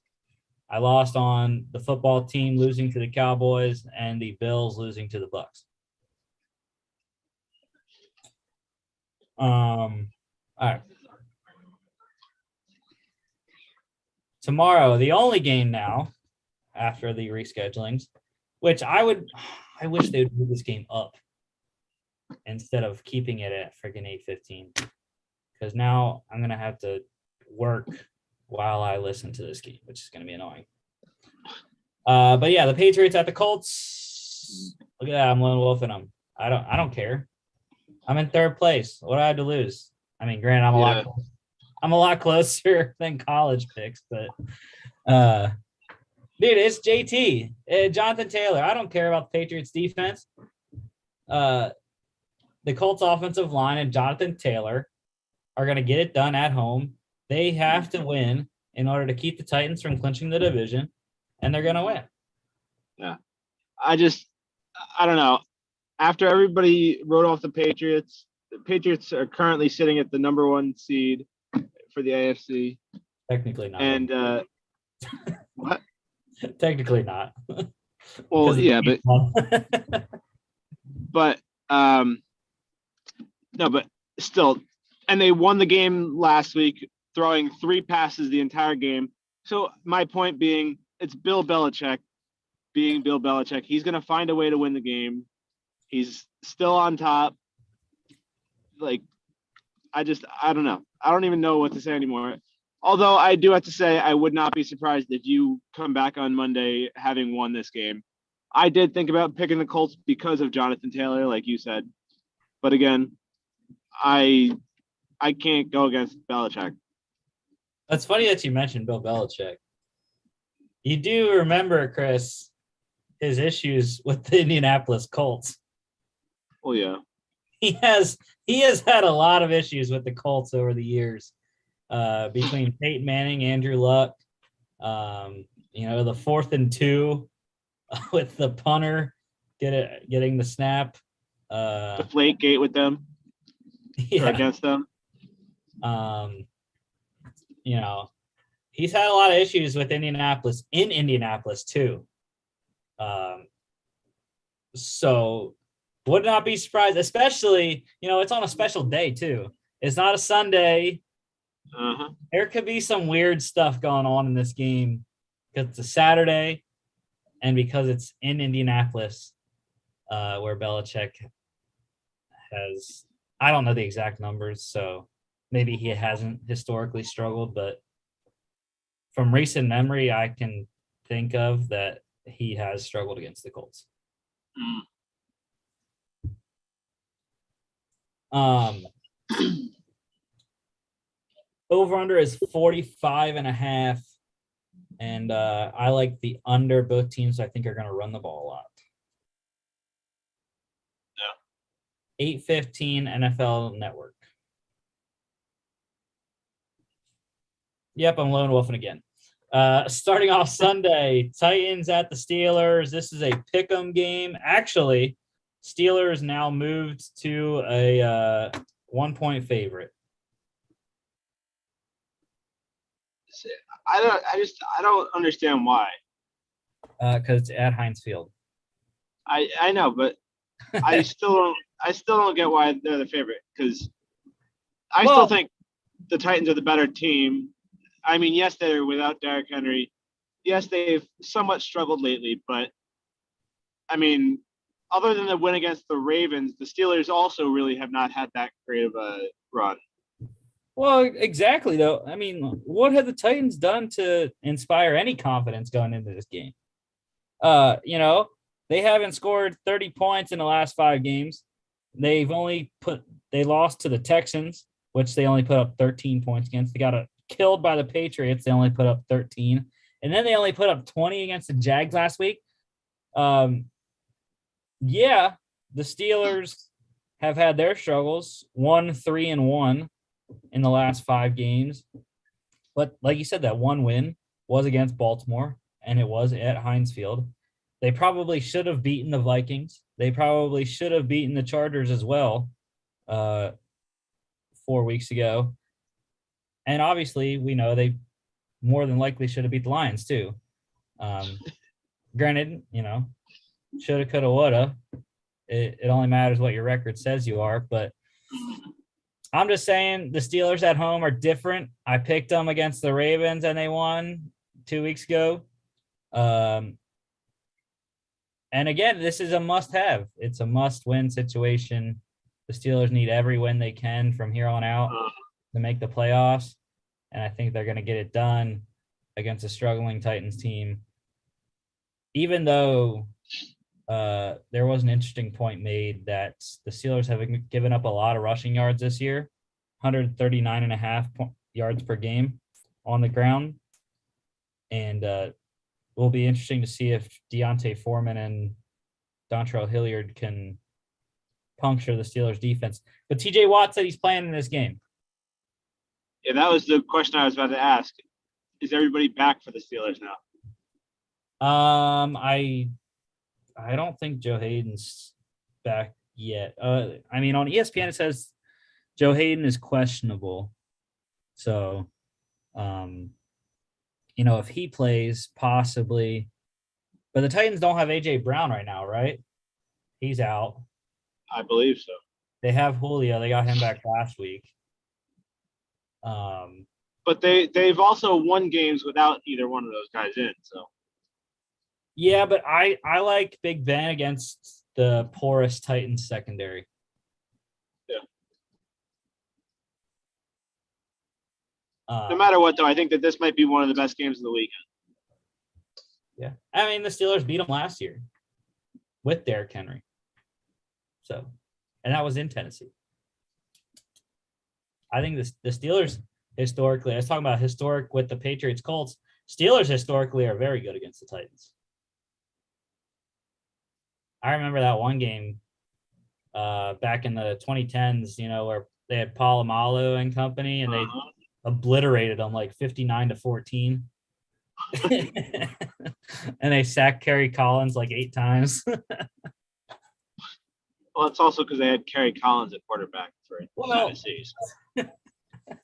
Hey, that was the Vince Young. Kerry Collins got in the, I think because Vince Young got hurt. No, that was Vince Young did play in that game. I just remember them sacking Kerry Collins for some reason. But that was the one where they flipped Vince Young upside down and threw him on the ground on his head. Oh yeah. Over under is 43. Over. Yeah. All right, we're rolling through the 1:00 games here. Panthers at the Bills. Of course, we all have the Buffalo Bills in this game. Like I said, I've given up hope on the Panthers' playoffs chances. They are on track, though, for where I said they were going to be this year. I believe. Mm-hmm. I think I had them at 6-9 or 6-11 or 7-10. Maybe I even had them at 8-9. I don't remember, but yeah, and I mean, you were right about that they are a lot better of a team than many people thought. But that's when they're healthy. Without Christian McCaffrey, again, I don't know the exact stats or whatever, but I feel like they're a really bad team without him. It is terrible. So when he's healthy, I think this would have been a different game. I still think the Bills would win it, but I think it would be a lot closer of a game than the 12-point spread that is on the sheet right now. Yeah. I think with Christian McCaffrey, they could have tried to game plan it like the Colts did with Jonathan Taylor. He's scored 5 touchdowns against the Bills. Over under for this one is 44.5, and I am taking the over. Panthers defense is relatively good. I believe. And I mean, the Bills offense has struggled at times.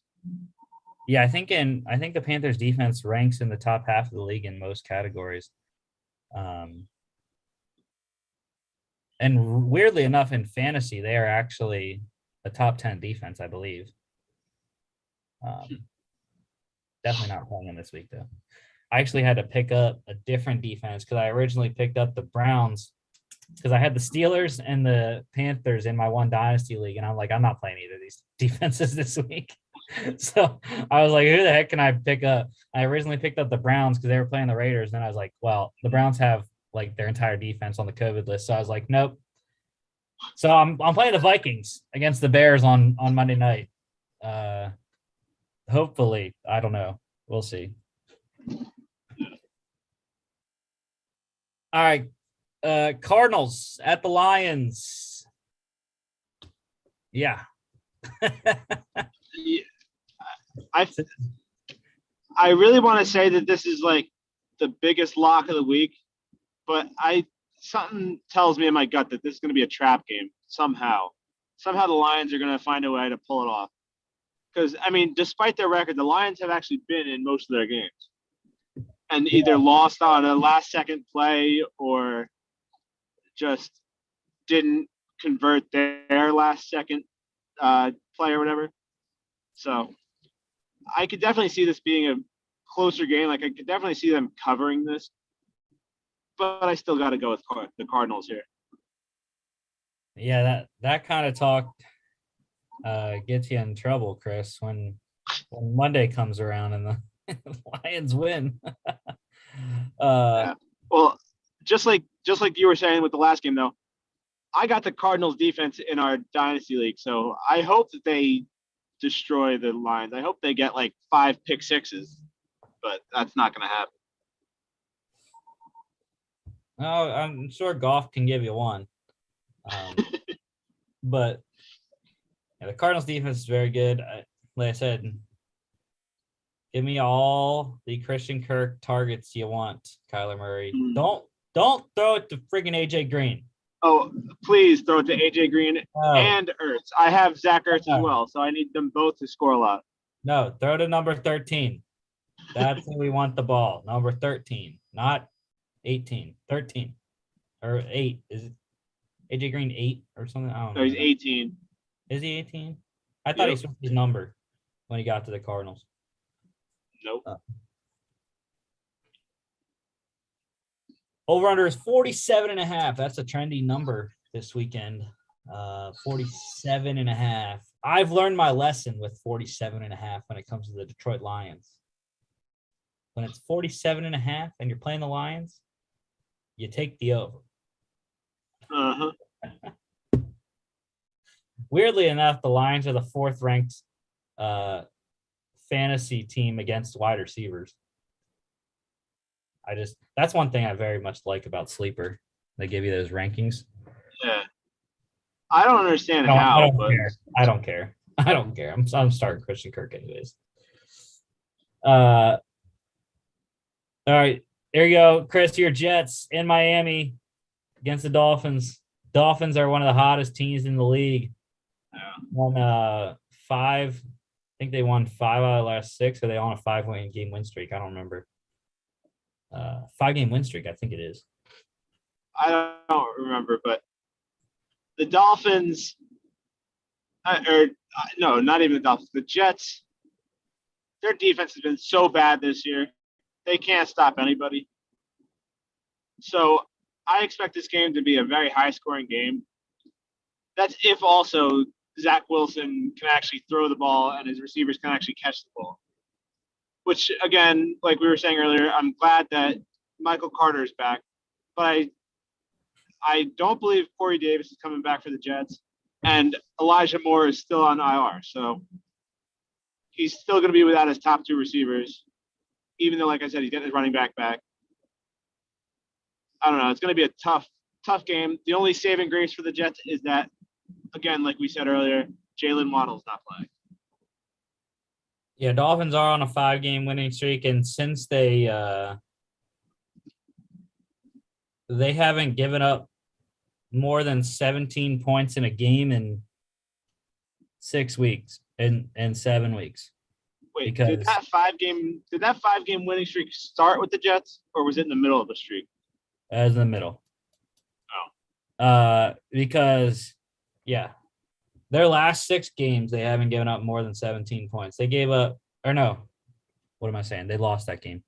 In their 5-game win streak, they haven't given up more than 17 points. 9 to the Texans, 10 to the Ravens, 17 to the Jets, 10 to the Panthers, and 9 to the Giants.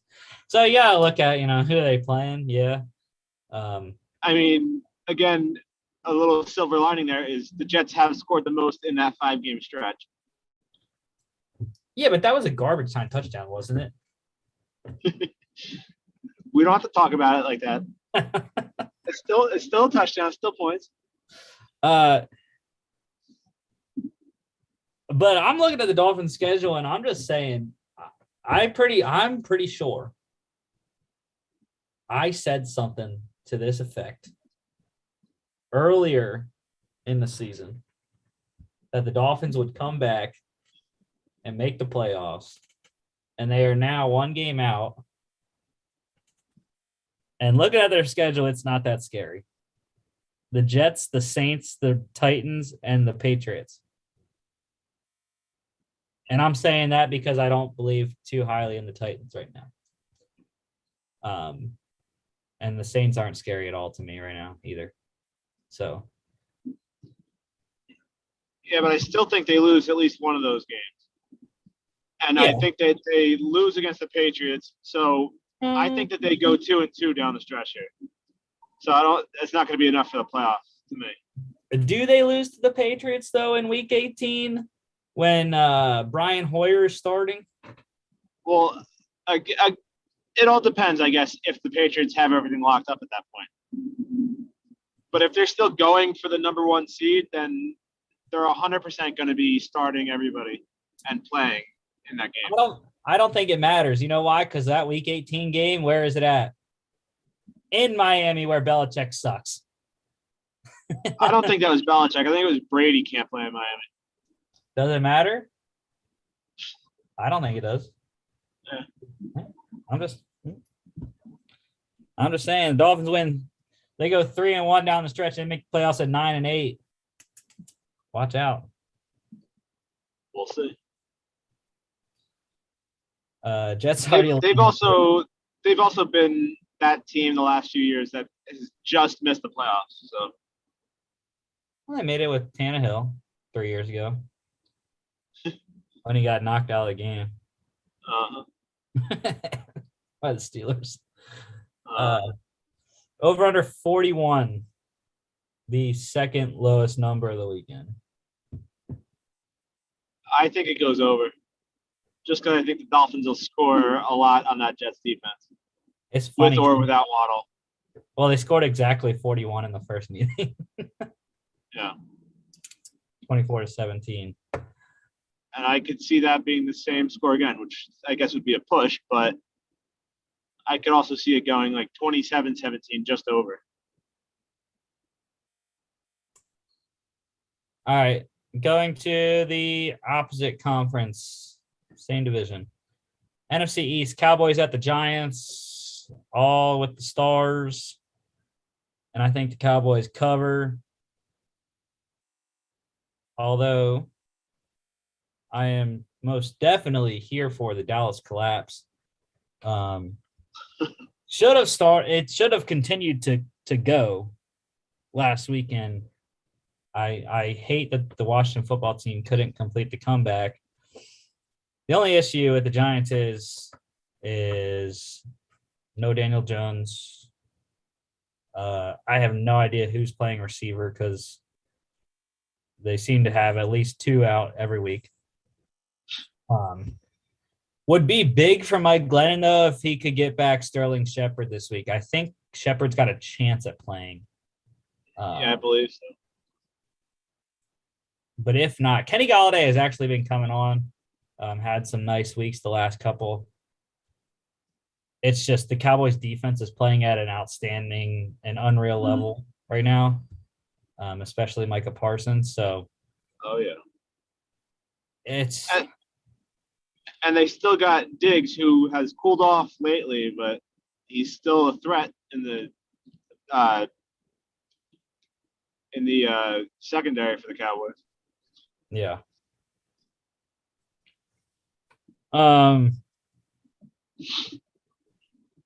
Okay.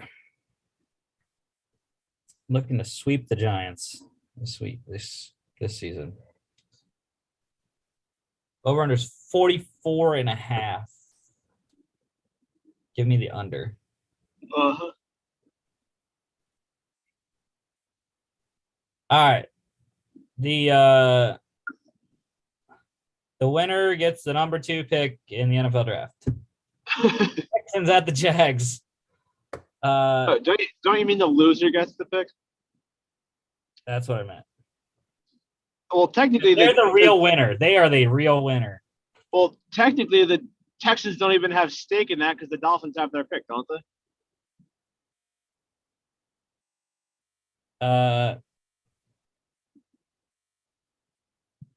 Yeah. I don't know. I don't remember who's got what picks because there's been a million picks traded. I'm pretty sure the Dolphins have the Texans pick, so yeah. This game doesn't even matter for them. Well, it could still matter.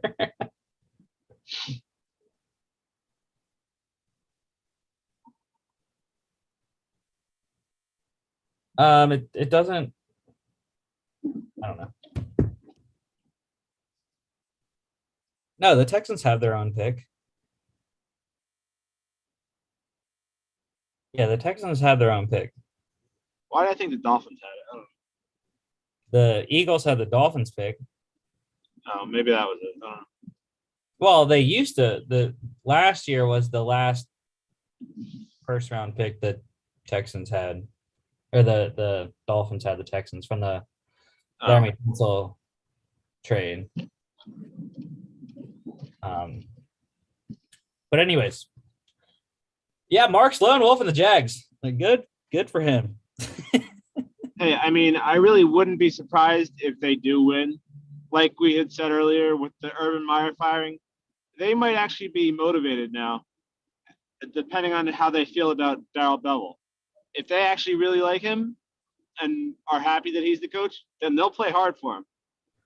But I don't know if that's going to be enough. I don't know if that'll magically fix Trevor Lawrence's turnover issue. Probably not. It will not. But I still think that based on how things were going in Jacksonville with Urban Meyer, I think that his firing at least motivates them a little bit. So this might sound like stupid to say, but I think the winner is the team that turns the ball over less. Yeah, I mean, neither team has put up any semblance of points in the last 5 games. At least the Texans have won a game in their last 5 when they beat the Titans. That was the only game either team has put up more than 17 points. But yeah, I don't know. I think Davis Mills outduels Trevor Lawrence in this game. And that's why.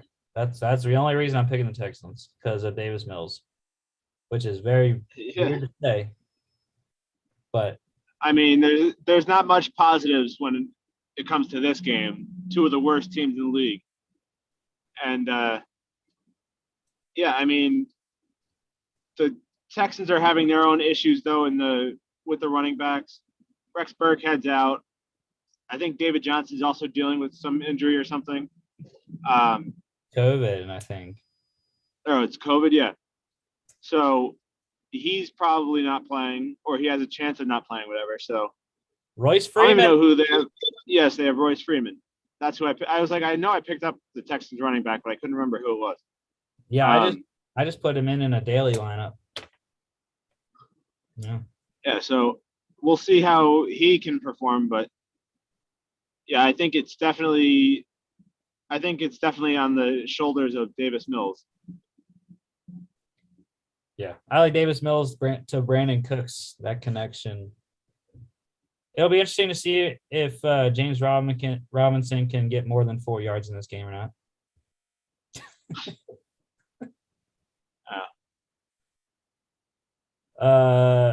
Over under, this is the lowest of the weekend. 39.5. I don't remember the last time we've had a 30-point over under in an NFL game. That's pretty bad. We've had it a couple of times this year. The Bills Patriots, we had it. I'm surprised that one was that low, but this one isn't because the defenses are good, though. It's because the offenses suck. Yeah, it's under. I mean, they're scoring a combined 27.4 points per game. Yeah. Yeah, they definitely aren't going to reach 30 combined points in this one. I like it. Give me the Texans 17-14. Or 17. Well, that's 31. 17-10 if you didn't want to go over 30. Yeah, I'll take that. All right, 4:05 games here. Bengals at the Broncos. Mark's lone wolf in the Bengals. I was surprised that you went along with me on the Broncos. Yeah, I mean, I think the Broncos, I said it a few weeks ago, but I feel like the Broncos have played better since trading Von Miller, which sounds weird. but they have. And, I mean, the whole thing with Demaryius Thomas last week motivated them, and I think that's carrying over to this week too. I think that now for the rest of the season, and they're still in the playoff hunt too, so they're extra motivated now. And I like the Broncos in this one. Even, I mean, they are at Mile High, which is always a positive for them. And the Bengals have just had their struggles this year. I mean, obviously both teams are 7-6, but the Bengals seem to have struggled more than the Broncos. Because the Bengals, I think many people expected the Bengals to be a better team than 7-6, but nobody expected the Broncos to be this good. Yeah, Bengals on a 2-game losing streak. Broncos coming off a dominant performance against the Lions. This was kind of just a gut thing for me. I just feel like the Broncos, being at home, are playing very well. Even in the loss to the Chiefs, 22-9, I thought they played decent enough. Yeah. And I don't know what the Bengals are doing. They're kind of bangling right now, to use their own team name as a verb. But yeah, it just seems like the Bengals are in that. Yeah, we're still the Bengals. Not going to make the playoffs. Might as well quit now. I think the Broncos, I actually kind of hope the Bengals win this game, because I have a wager of how the Broncos can win. Never mind. It's fine if the Broncos win. I have the this wager of the exact finish of the AFC West, and I believe that I have it as Chiefs, Chargers, Broncos, Raiders. I hope. Otherwise, I'm saying the wrong thing.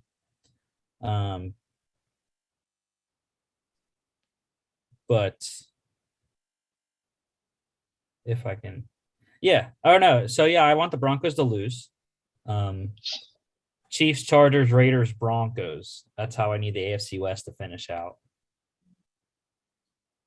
So hopefully the Bengals win anyways. Hopefully Mark's right. I'll take the L in the pick standings to win money. Yeah, but the problem with that bet is I don't know if the Raiders are good enough to win and get up to third place. You're telling me they can't beat the COVID-stricken Browns team?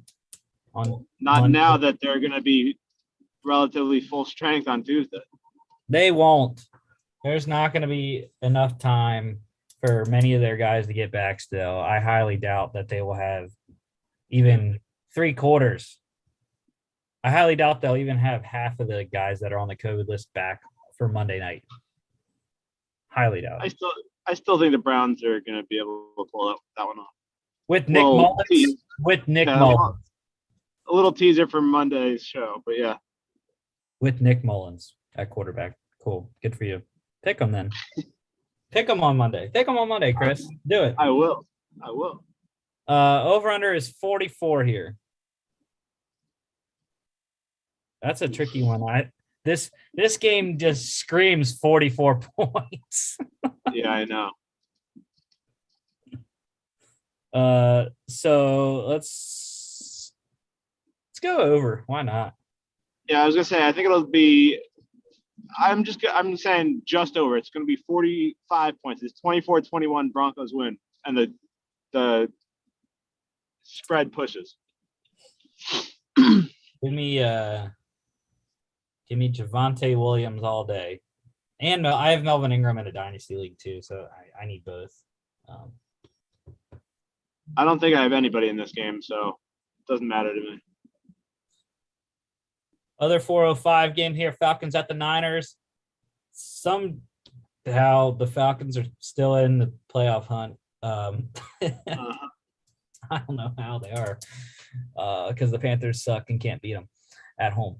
But the Niners, we all got the Niners in this game. They're on a pretty decent run right now. No Eli Mitchell for them. So you would think that means more Debo in the backfield. Mm-hmm. Yeah, the Falcons are one of the most confusing teams in the NFL this year because they lost Julio before the season. They traded him to Tennessee. They lost Calvin Ridley, 4 games into the season or something like that. So they're without their top 2 receivers from last year. And they did get Kyle Pitts.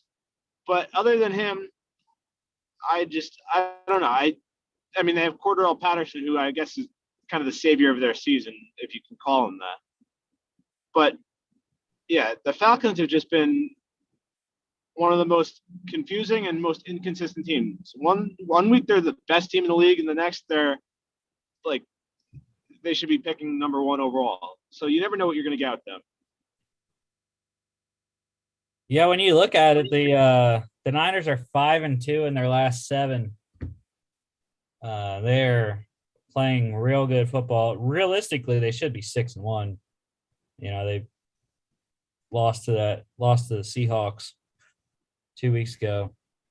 But yeah, they're putting up some points. Last week was the first time in a little bit that they hadn't put up 30 points. Or no, never mind. They didn't put up 30 against the Seahawks either. I forgot about that game. But regardless, Falcons are weird, and I like the Niners defense. They got healthier on the defense. They got Fred Warner back last week, I believe it was. They need to get their secondary a little bit more healthy, I think. But their front 7 is good enough to do it. And I think they'll shut Cordell Patterson down. The only thing is, will Matt Ryan be able to throw against the secondary? That could be an issue for them. But I think the Niners offense against the Falcons defense is good enough to win the game. Mm-hmm. That's why I'm hesitant. Jimmy Garoppolo against the Falcons is – I have that option in one of my dynasty leagues, and I'm just not taking it. Yeah, I wouldn't take it. But it is very tempting, though. Yeah. I don't know, though. Again, I have the 49ers winning this game, and I still do think they do, but I would not be shocked if the Falcons make it a very close game. Definitely cover in this one. Over under 46.5. Over. Actually, yeah. Niners score at least 31. So. Yeah. And I think the Falcons could score in the 20s, so that right there is 50 points. The only 425 game, Packers at the Ravens. All power G's. No Lamar. At least that's what we think. Even with Lamar, though, I still think the Packers win this. Yeah, but the thing is, I had the Packers covering with no Lamar out. It jumped the point from 5.5 to 6.5. But Aaron Rodgers, man, he is rolling right now. Packers defense is playing very well. So, Packers win. Yeah, I would not be shocked if the Packers just run away with this game early on and never look back. Granted, the Ravens did seem to play better last week with Huntley at quarterback, but I don't see that happening this week. Well, I think that was an in-game thing where it's a quarterback change of styles, where Lamar is more of a runner. Tyler Huntley's a better thrower. So I think the Packers will be prepared for – you have to be prepared for both, but I think they're keying in on Huntley passing the ball more. Over-under is 43.5. I like the over. Yeah. I hope that this is a very high-scoring game, and I hope that Mark Andrews scores like 3 touchdowns but I hope the Packers still win. Yeah, I have Aaron Rodgers, so that's cool. Keep him A throwing the couple ball. rushing touchdowns for him wouldn't be bad. Sunday Night Football, Saints at the Bucks. We're all in lockstep once again. Again, no Sean Payton. Taysom Hill was lucky he played the Jets last week. And his stats were a little inflated too because he had that one long run at the end of the game that when he scored his rushing touchdown. Yeah, the Bucks are not going to let Taysom Hill run. They are very good at stopping the run, quarterback, running back, otherwise. If Taysom Hill is going to beat him, it has to be through the air. And I don't think that the Saints have enough weapons to do it. No, it starts at the quarterback position, like you said. Taysom Hill is not the next quarterback of the Saints.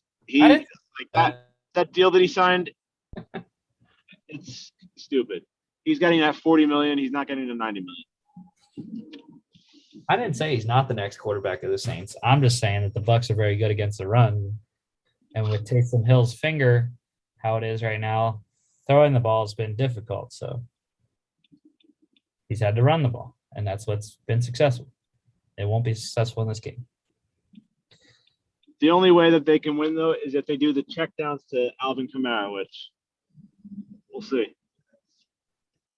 I don't think that matters. Devin White and Levante David is the best linebacker duo in the league. That is true. Over-under is 45.5, though. Yeah. And I like the over. Yeah, and I'm counting on Brady to have a big one because I'm starting him in our Dynasty League over Wilson against the Rams. I think that's the right decision, but we'll see. 35-14, Bucks win. Yeah. Best bets of the week. Last week I went 2-1. Lost the Lions, man. The Lions screwed me over. +10 at the Broncos. Thought that was enough points for them to cover. But I did hit the Chargers -10 against the Giants and the Packers -12.5 against the Bears. This week, that's impressive that you put those very big spreads there. Well, it was against Mike Glennon and Justin Fields. Well, that is true. This week, though, I am rolling again against Mike Glennon. The Cowboys -10.5 at the Giants. The Packers -6.5 at the Ravens. That was a switch. Initially I had the Rams in there, or I think maybe I had the Rams. Yeah, I think that's who I had in that slot because I don't think it was the Eagles and I don't think it was the Raiders. So I think it was the Rams in there. So yeah, I flipped it to the Packers -6.5 at the Ravens. Like I said, Aaron Rodgers, love that spot there. And Chris likes him to run away with it, so that's cool. And then the Bucks -11 against the Saints. We already talked about that. So yeah, I mean, I like those first two. The Bucks one, I don't know. I'm not as sure about the blowout victory as you are. We've already mentioned how Brady is 0-3 against them in the regular season again, or as a Buccaneer. I mean, there is like all those factors with like Sean Payton being out and Taysom Hill's finger injury or whatever. But I still think that the Saints defense has enough to keep it a closer game than 11 points. And I know you couldn't have used the game because it got moved, but I think that the Rams game definitely would have been a better pick than the Buccaneers. Yeah.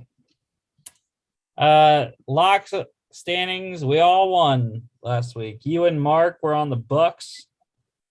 And they beat Who do they beat?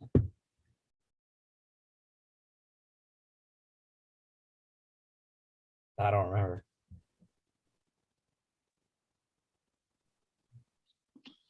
If my phone will load, I can get it. The Bucks beat the Bills.